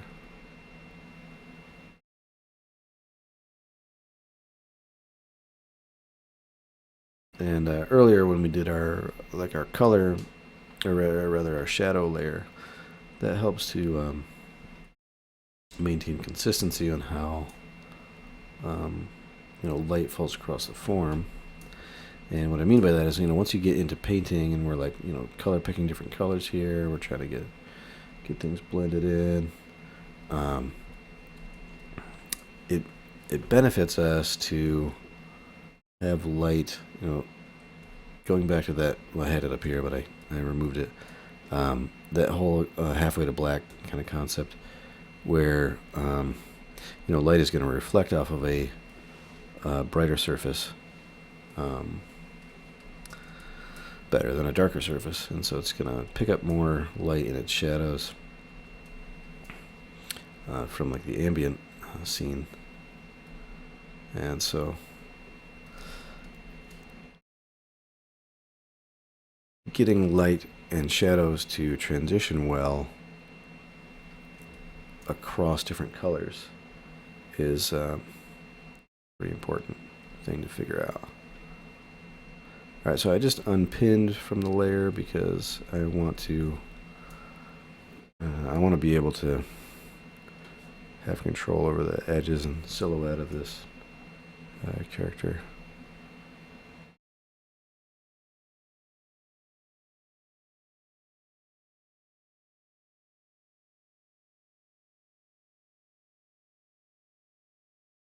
And at this point, so I'm going to come in and do some core shadow stuff here. It's all the way down to black, and I don't like that. Do some core shadow stuff here, and then do some bounce light up on it. So from the ground, I'm just going to do like a brown bounce.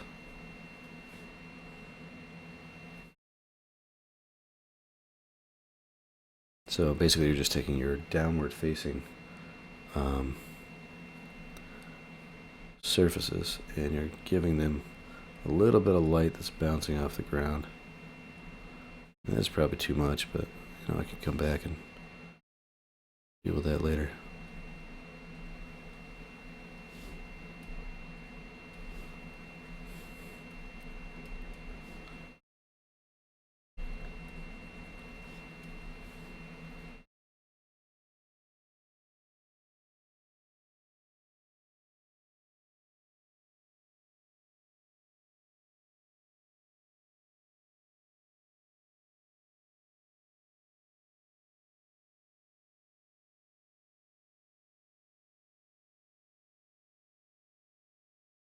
Step back on that one.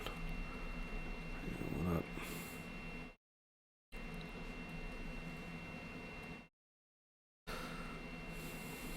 Alright, now I have not been paying attention to chat or anything like that, so I'm going to take a minute to check that.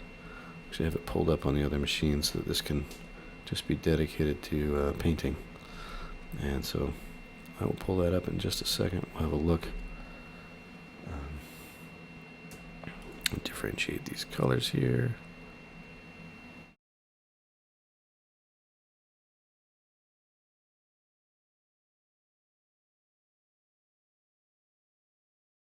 I'm gonna give it a little blue. It's picking up a sky color.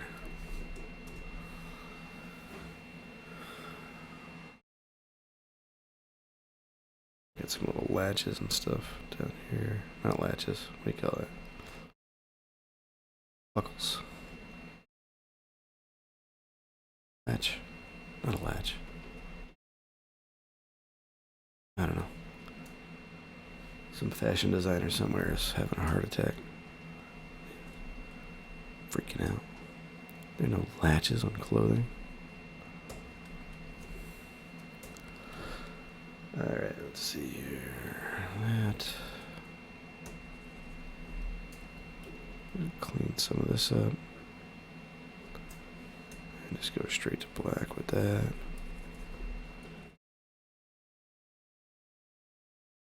I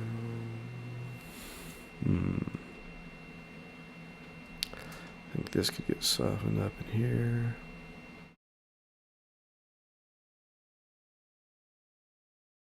This could get softened up.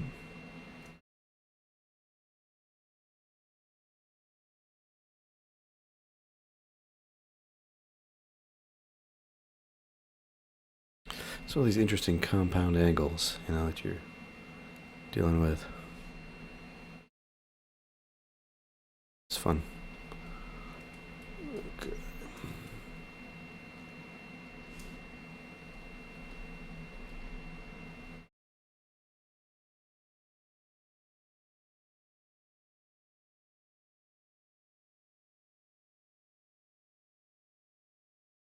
Man, I guess some of this stuff kind of gets obscured. It's all on that shadow side. Actually, in my reference, he's got, and all this is just a big kind of dark mass there. And I've been trying to avoid that. I actually want to keep some definition to what's going on that side, so you can kind of see through.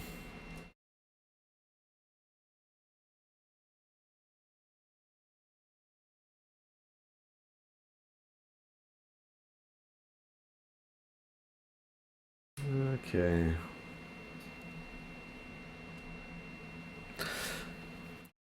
Now we could add some skylight stuff. I don't know that we need to, but let's just do it for the heck of it. Get a little blue. Brush it in there. You kind of want to sneak it into the the shadow side of things where they're not getting the direct sunlight, but they'll pick up a little bit of this. If it's an upward facing angle. Now this is not really in my reference, so I'm gonna obviously I think I'll need to dial this back quite a bit, because if it's not there, then I'm inventing that light, and that is certainly fine to do, but it can become pretty obvious when you've introduced something that is not there in your reference.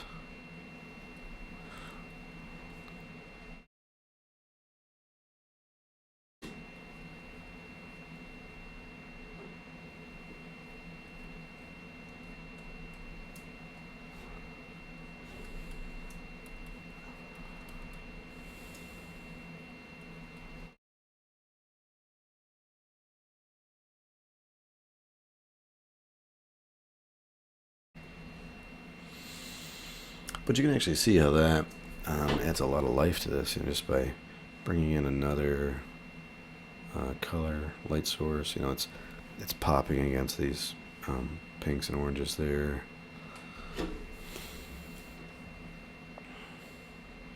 All right, I'm going to take a brief break and check the chat. So I'm going to mute myself real quick. Maybe.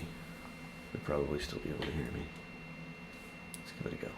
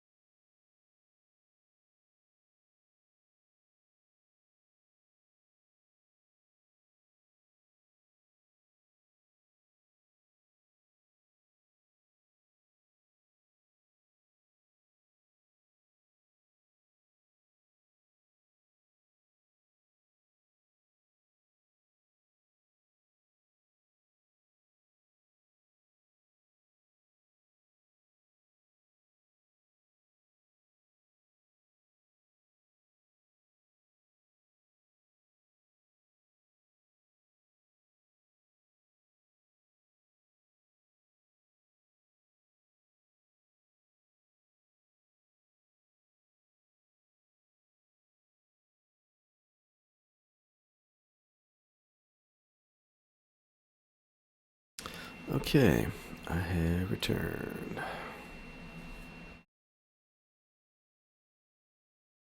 That's our light. And, earlier I was talking about wedges with shadow shapes, these triangles being your simplest thing to deal with. And you could do the same thing with your light, right? And you probably should, actually. So let me just show you what I mean here. So instead of this being just one little brushed shape, we might want to just take that and let that be like a triangle wedge.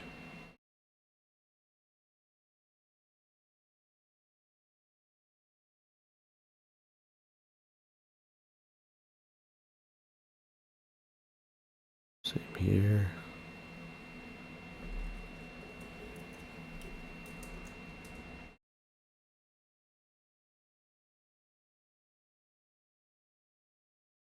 Let's see where else we can make that work. Wedge there.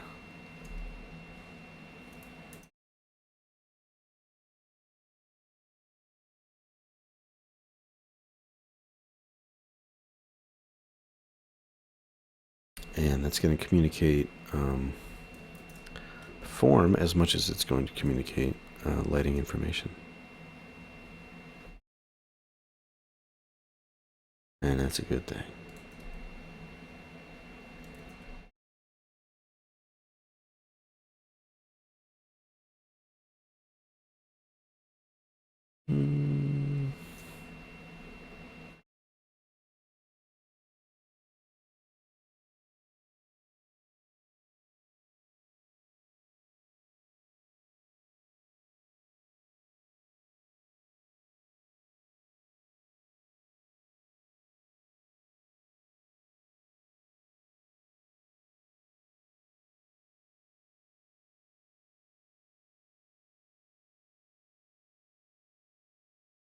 I'm going to clean this edge up here in my shadow layer.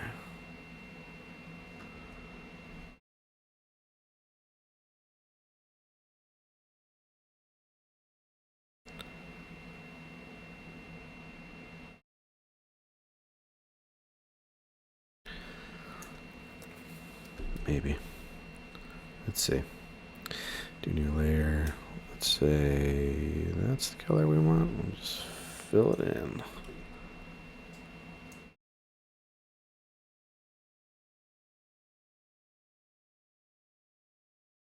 I think I'll dial that back just a little bit.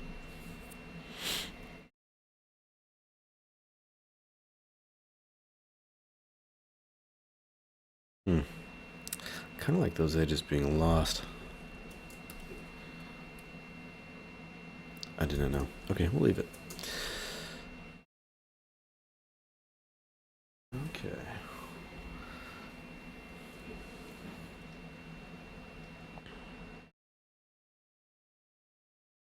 Let's see if we want to do some kind of a mashup here. Alright, so this is red coat. This is modern infantry.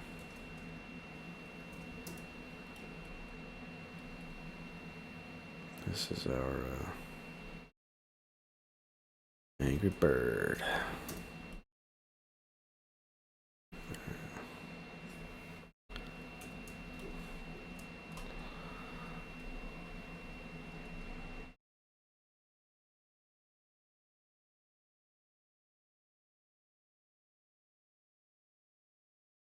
I'm just playing with a idea here.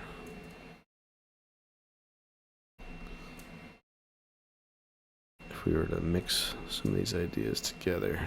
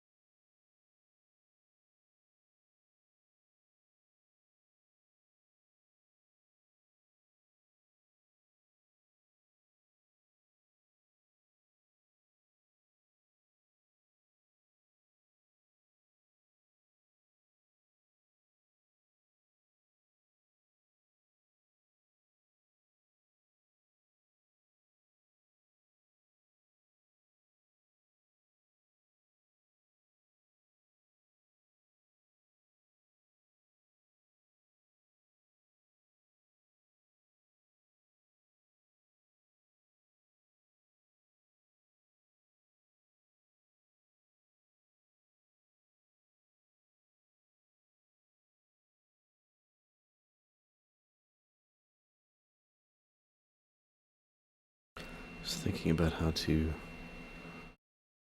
mash these ideas together.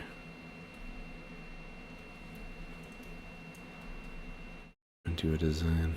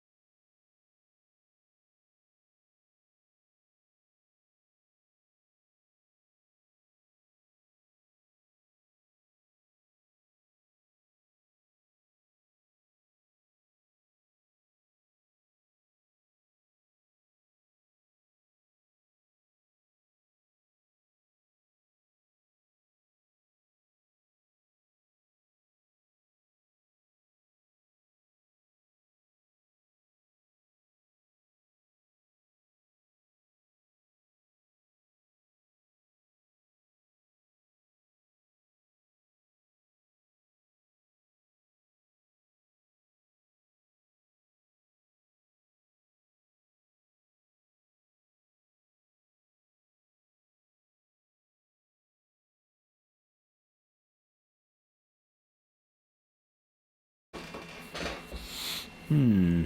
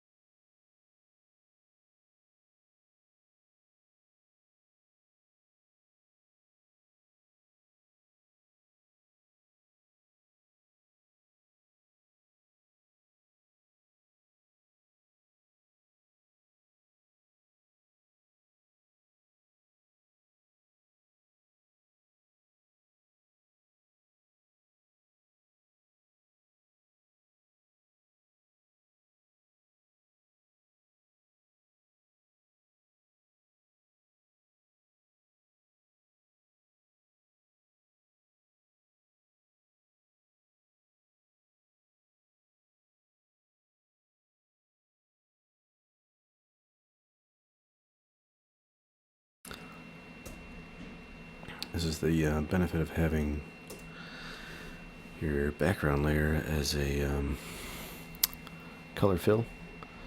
As you can just expand your canvas, you don't have to mess around. Add another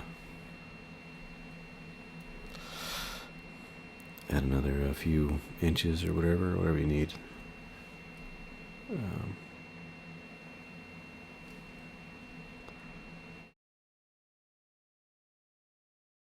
Okay.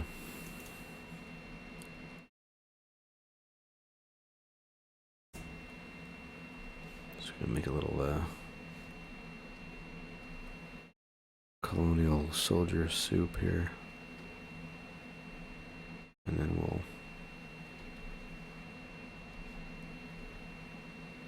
start to make sense of things.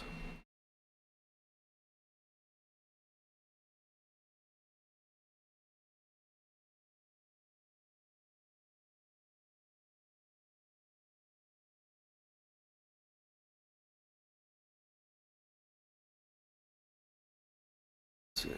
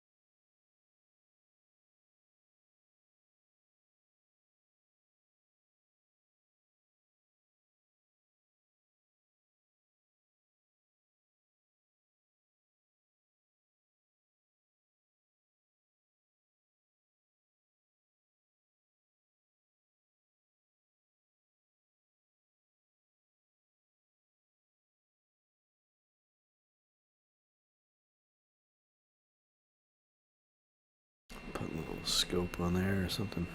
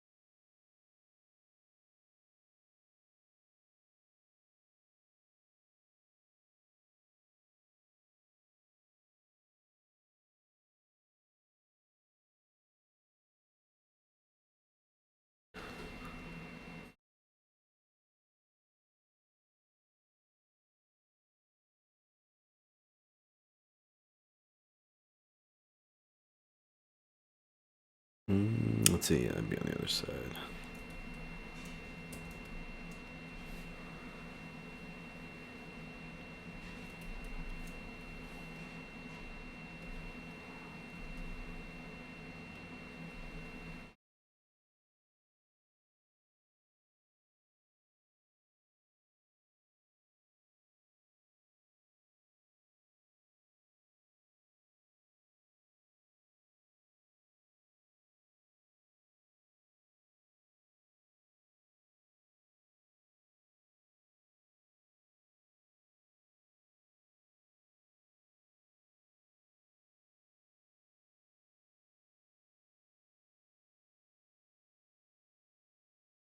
Took about halfway to blue. It's kind of what we're ending up with these white tones here.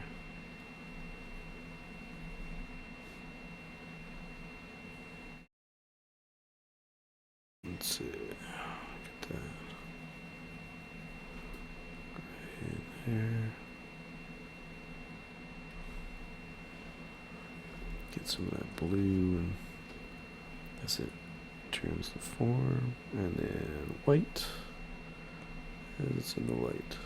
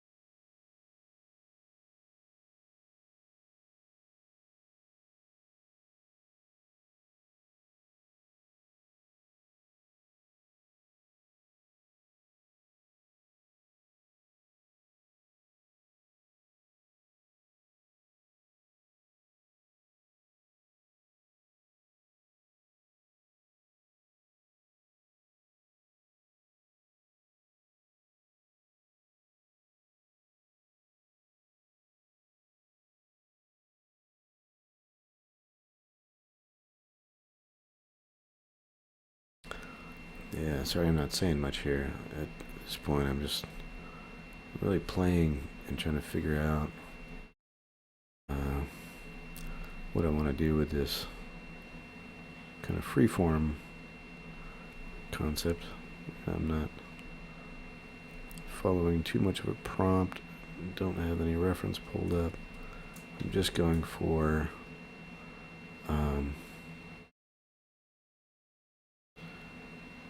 the idea of mashing these guys up.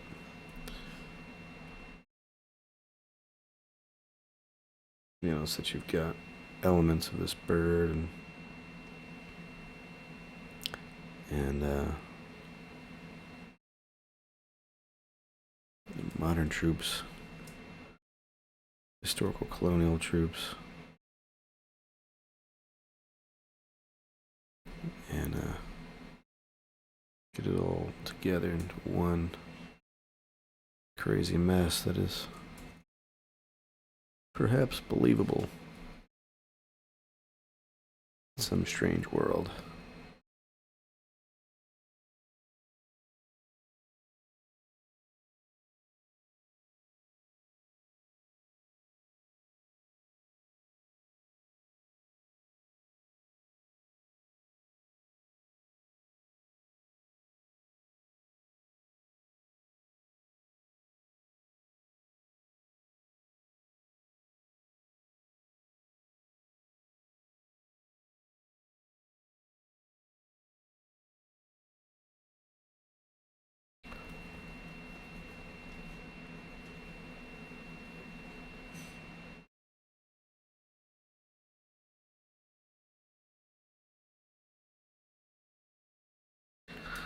Crazy top.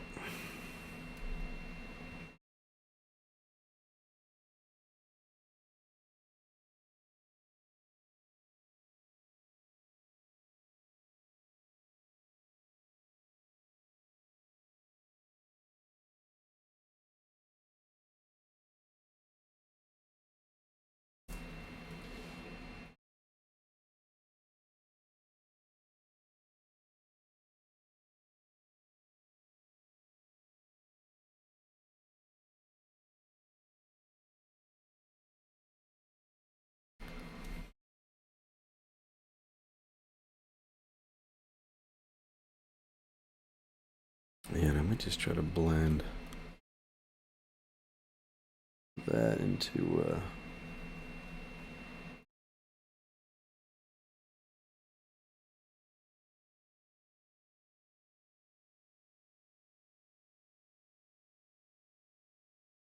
kind of fade off.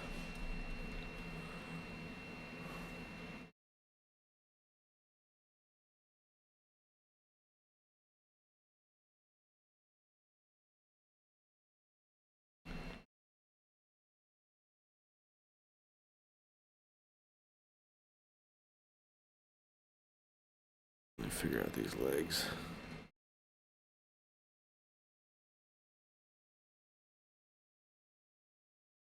I mean, the pose, generally speaking, I'm thinking is that this leg is forward, stepping out. That might be too much here. Forward, stepping out like that. So.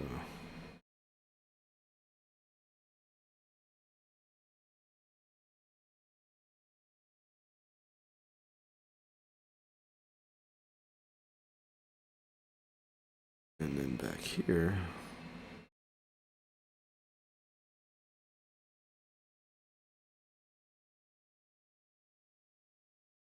you gotta push all that.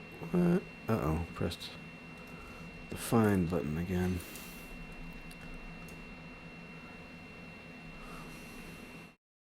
What does Photoshop think I want to find things? Hit the F key. Or Control F, whatever. What you looking for, Eric?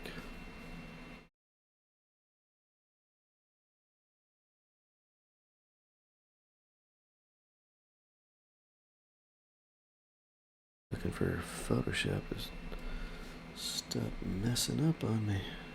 That's what I'm looking for. Alright, we'll see if we can get these in as like cast shadows over the form. Alright, darken that up a bit more in there.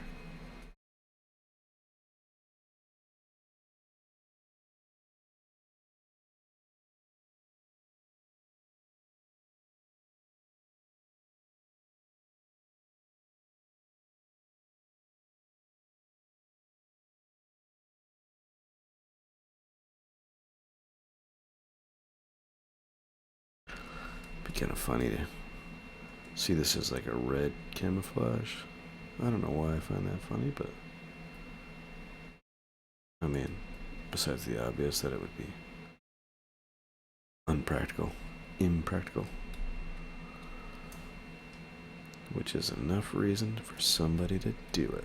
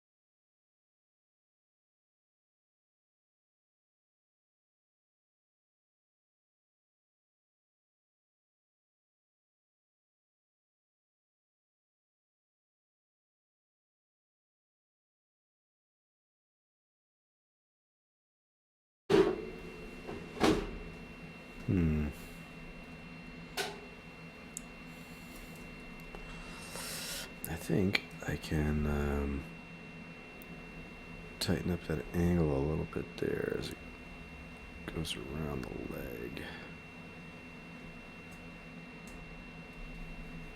And that might be a little more convincing. Same here. You get these little folds over the knee. And then around. So.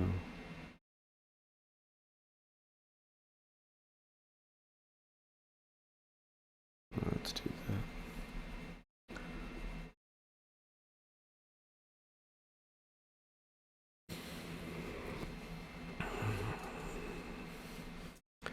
He's got to have some kind of a boot going on there.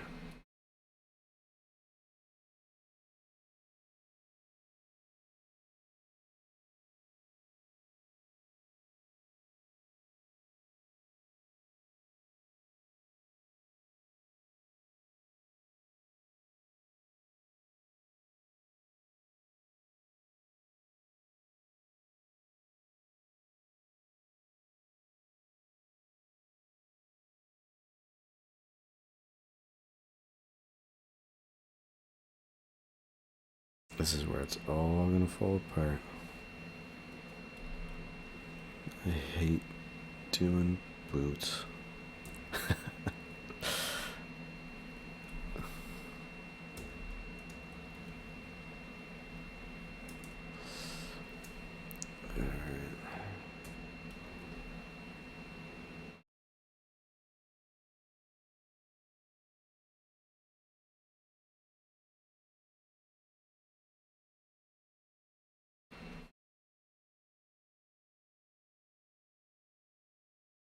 Blue in there again.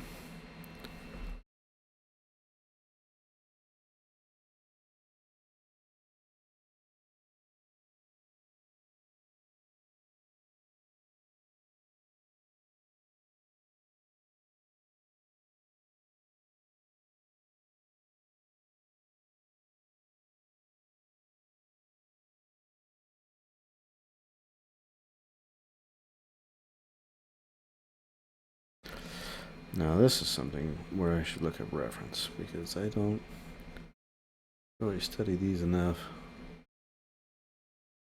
Feet and a light hits it, and that is, I think, becoming very obvious right now.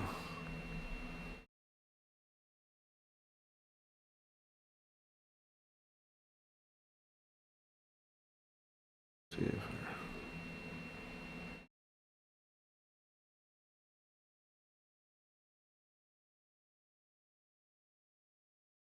nope.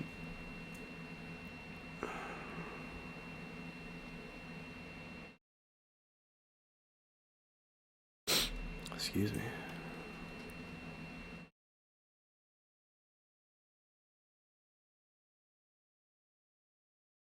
It looks like he's got a rain boot on. All right.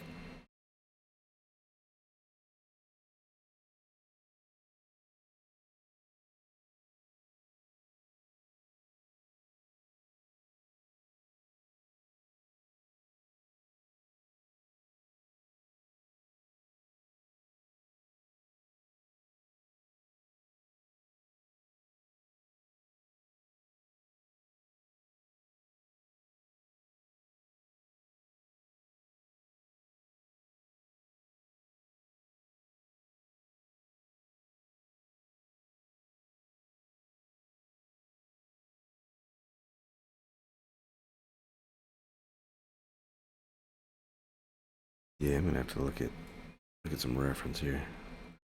The more I try to get this to work, the farther it gets from where it should be.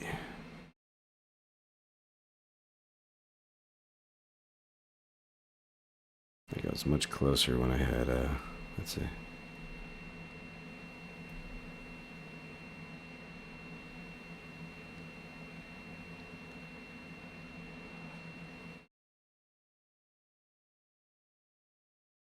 more generalized foot shape.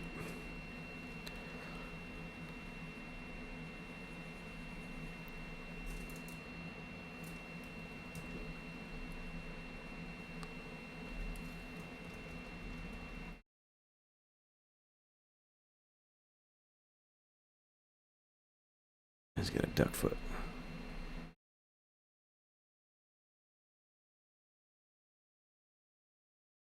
All right. Another topic for another night, I guess.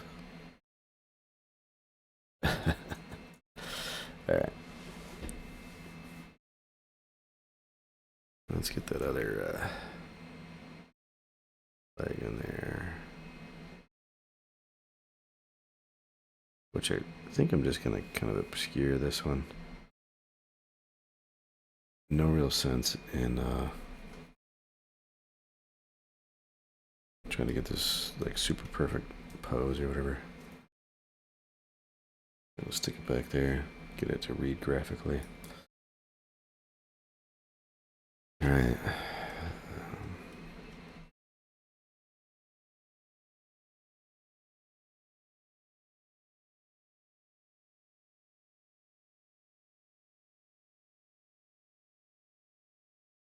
You know, that shadow is making that look like it's supposed to be. I don't know. I think it's screwing up the illusion for me.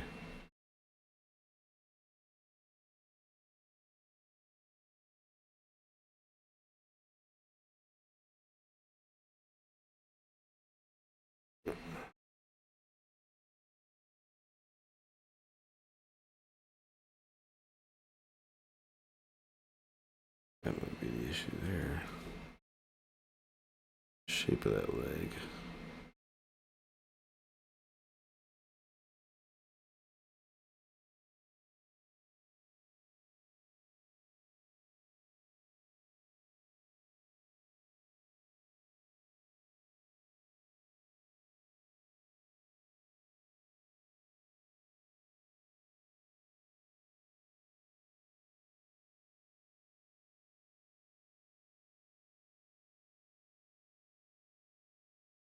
Alright, let's get some of that gear on there.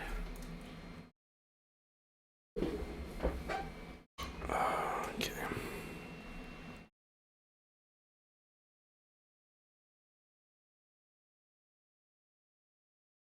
Change my brush to something a little more aggressive.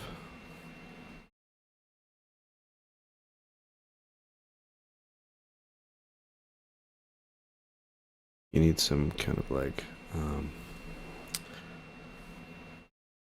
tactical something or other going on here on his helmet. You know, so you get like this old school British helmet, but like I don't know, get like a camera up there or something.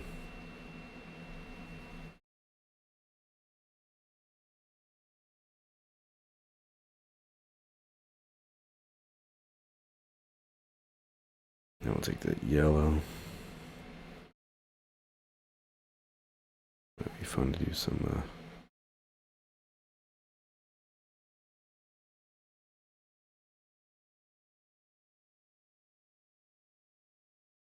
squadron, whatever flourishes. Nope, don't like that.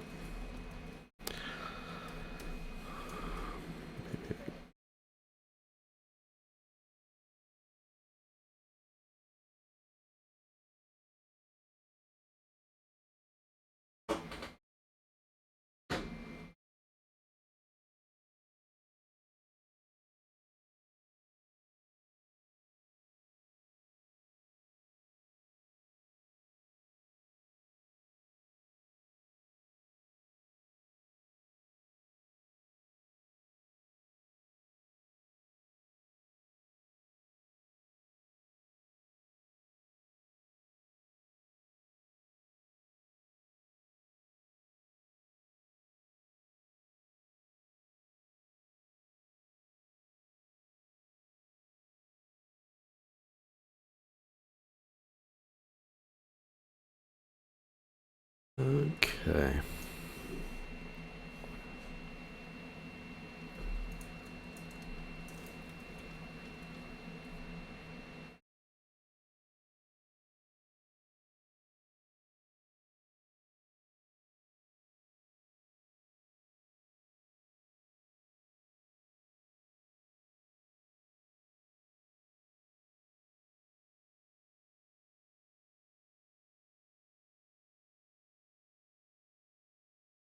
Yeah, I think this gun I'm gonna have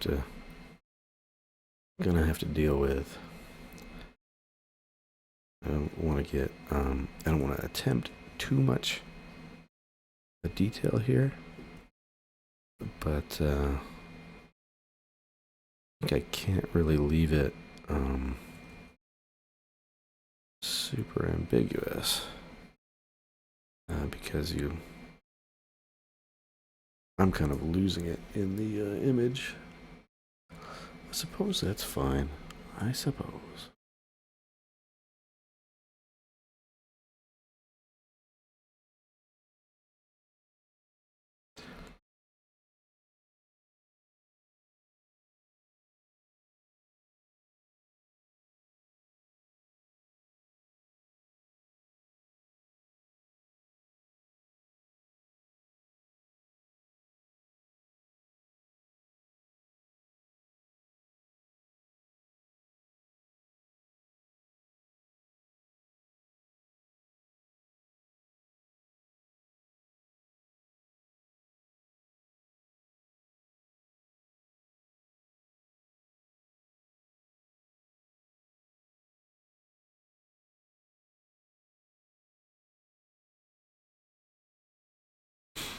Mm-hmm.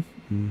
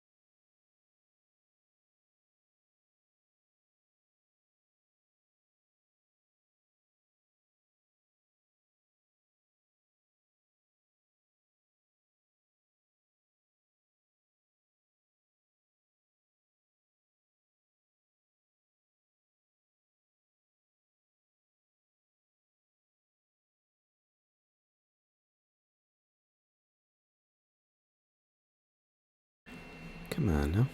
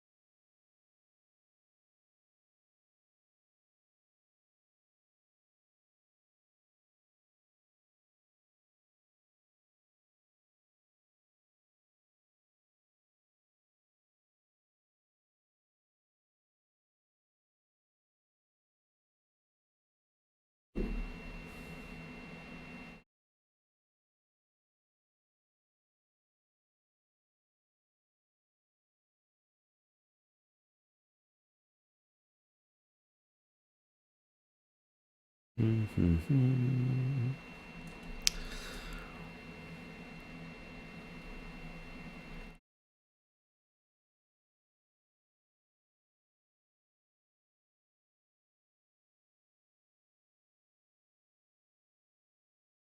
Yeah, I like how this red is like a deeper purple. I want to separate that.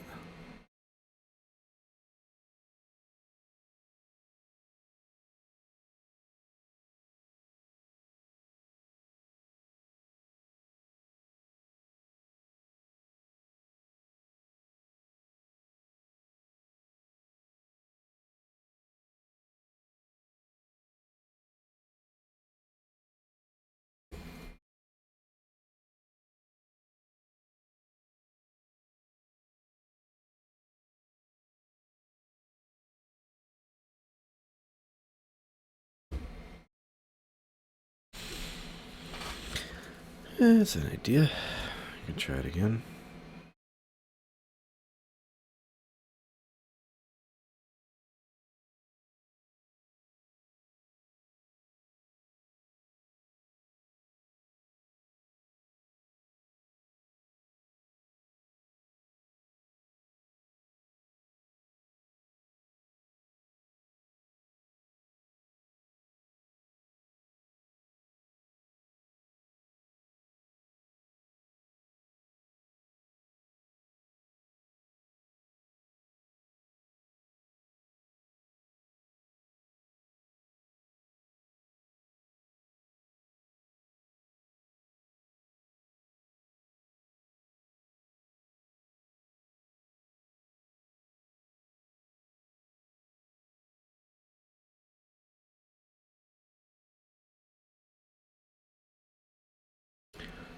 That light in there. Yeah, I actually might give that a little more. Just a bit more. And this go closer to white in there.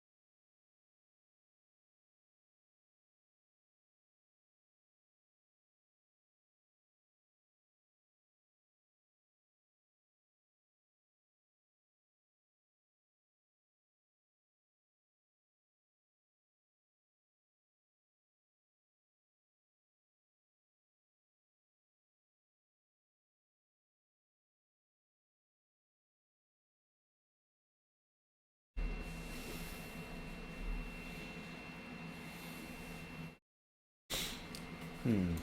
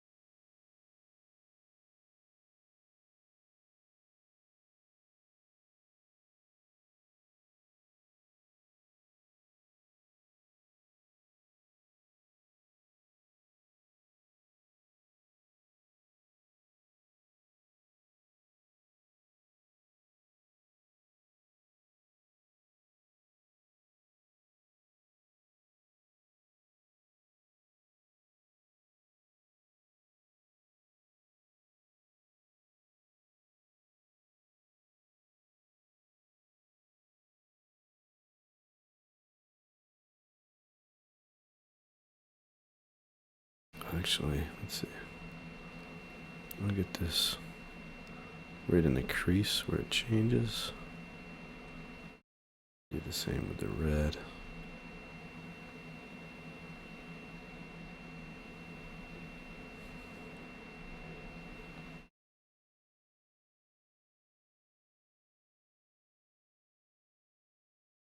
Get the white in there.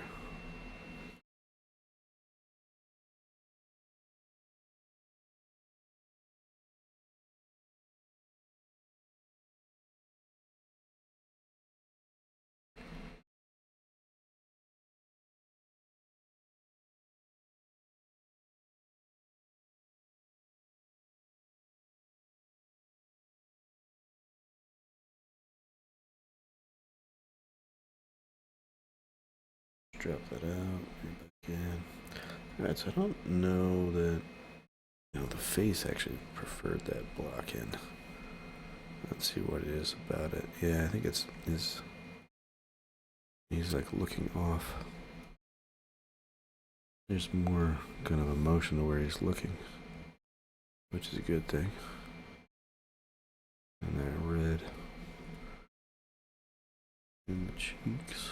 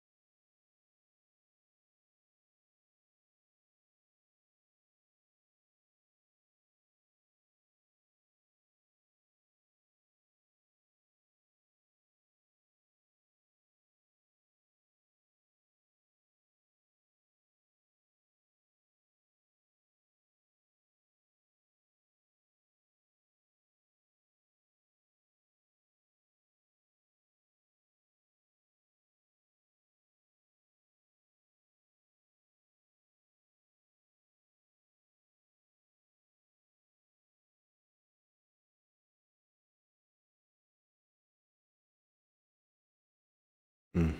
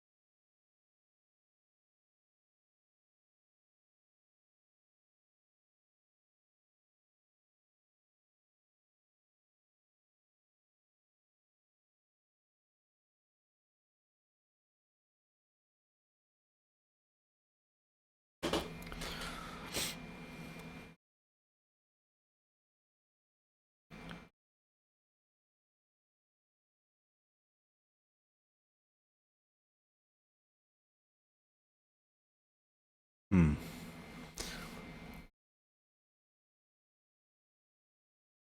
Sorry about that. I guess I've run out of things to say, and I'm just trying to make this thing work. I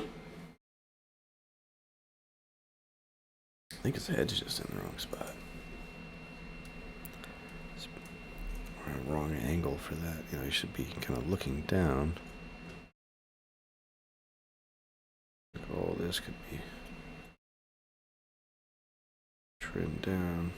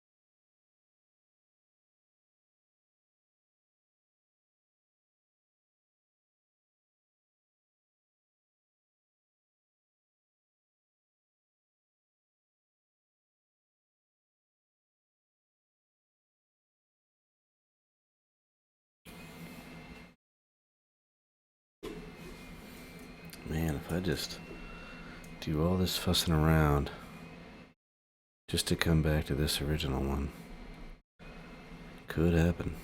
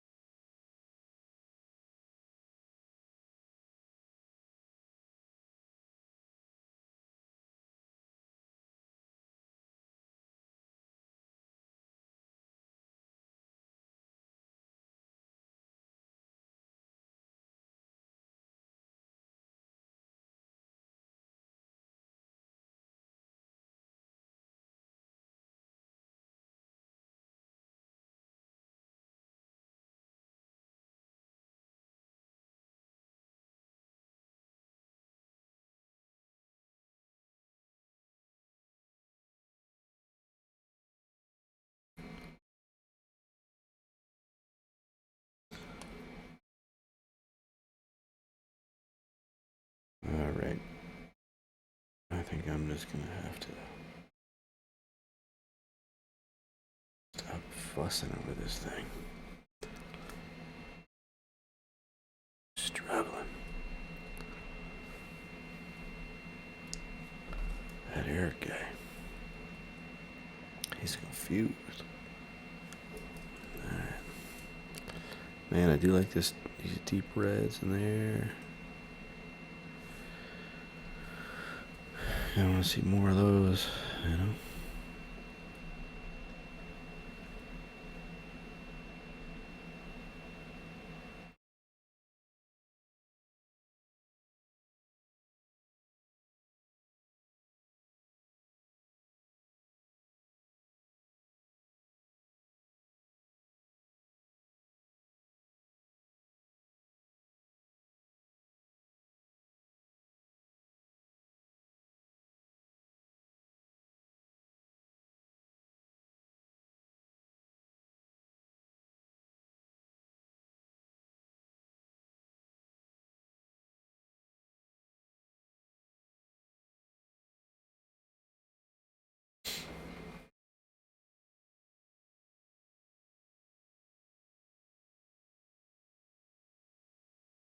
Alright. Let's make this a little bigger.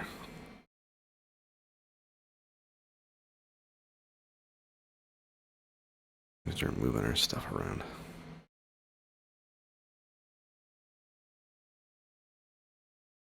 Let's see. So this is our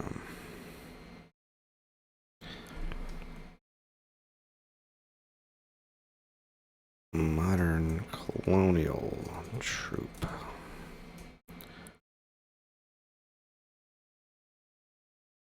And we'll move our bird over here, maybe.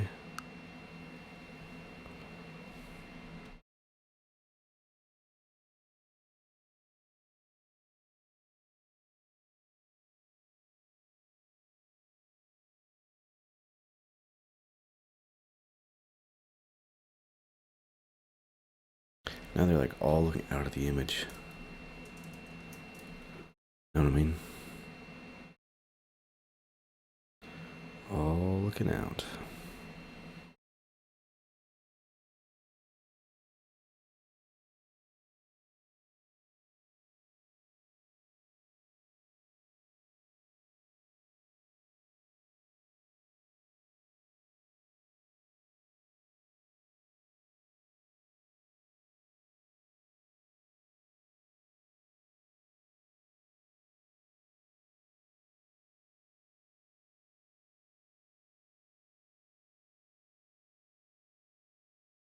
It's gotta be leaned in a little bit or something.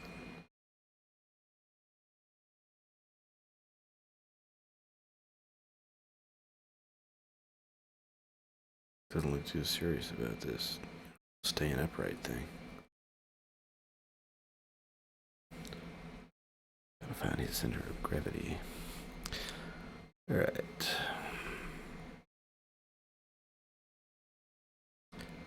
Modern infantry, you can move over.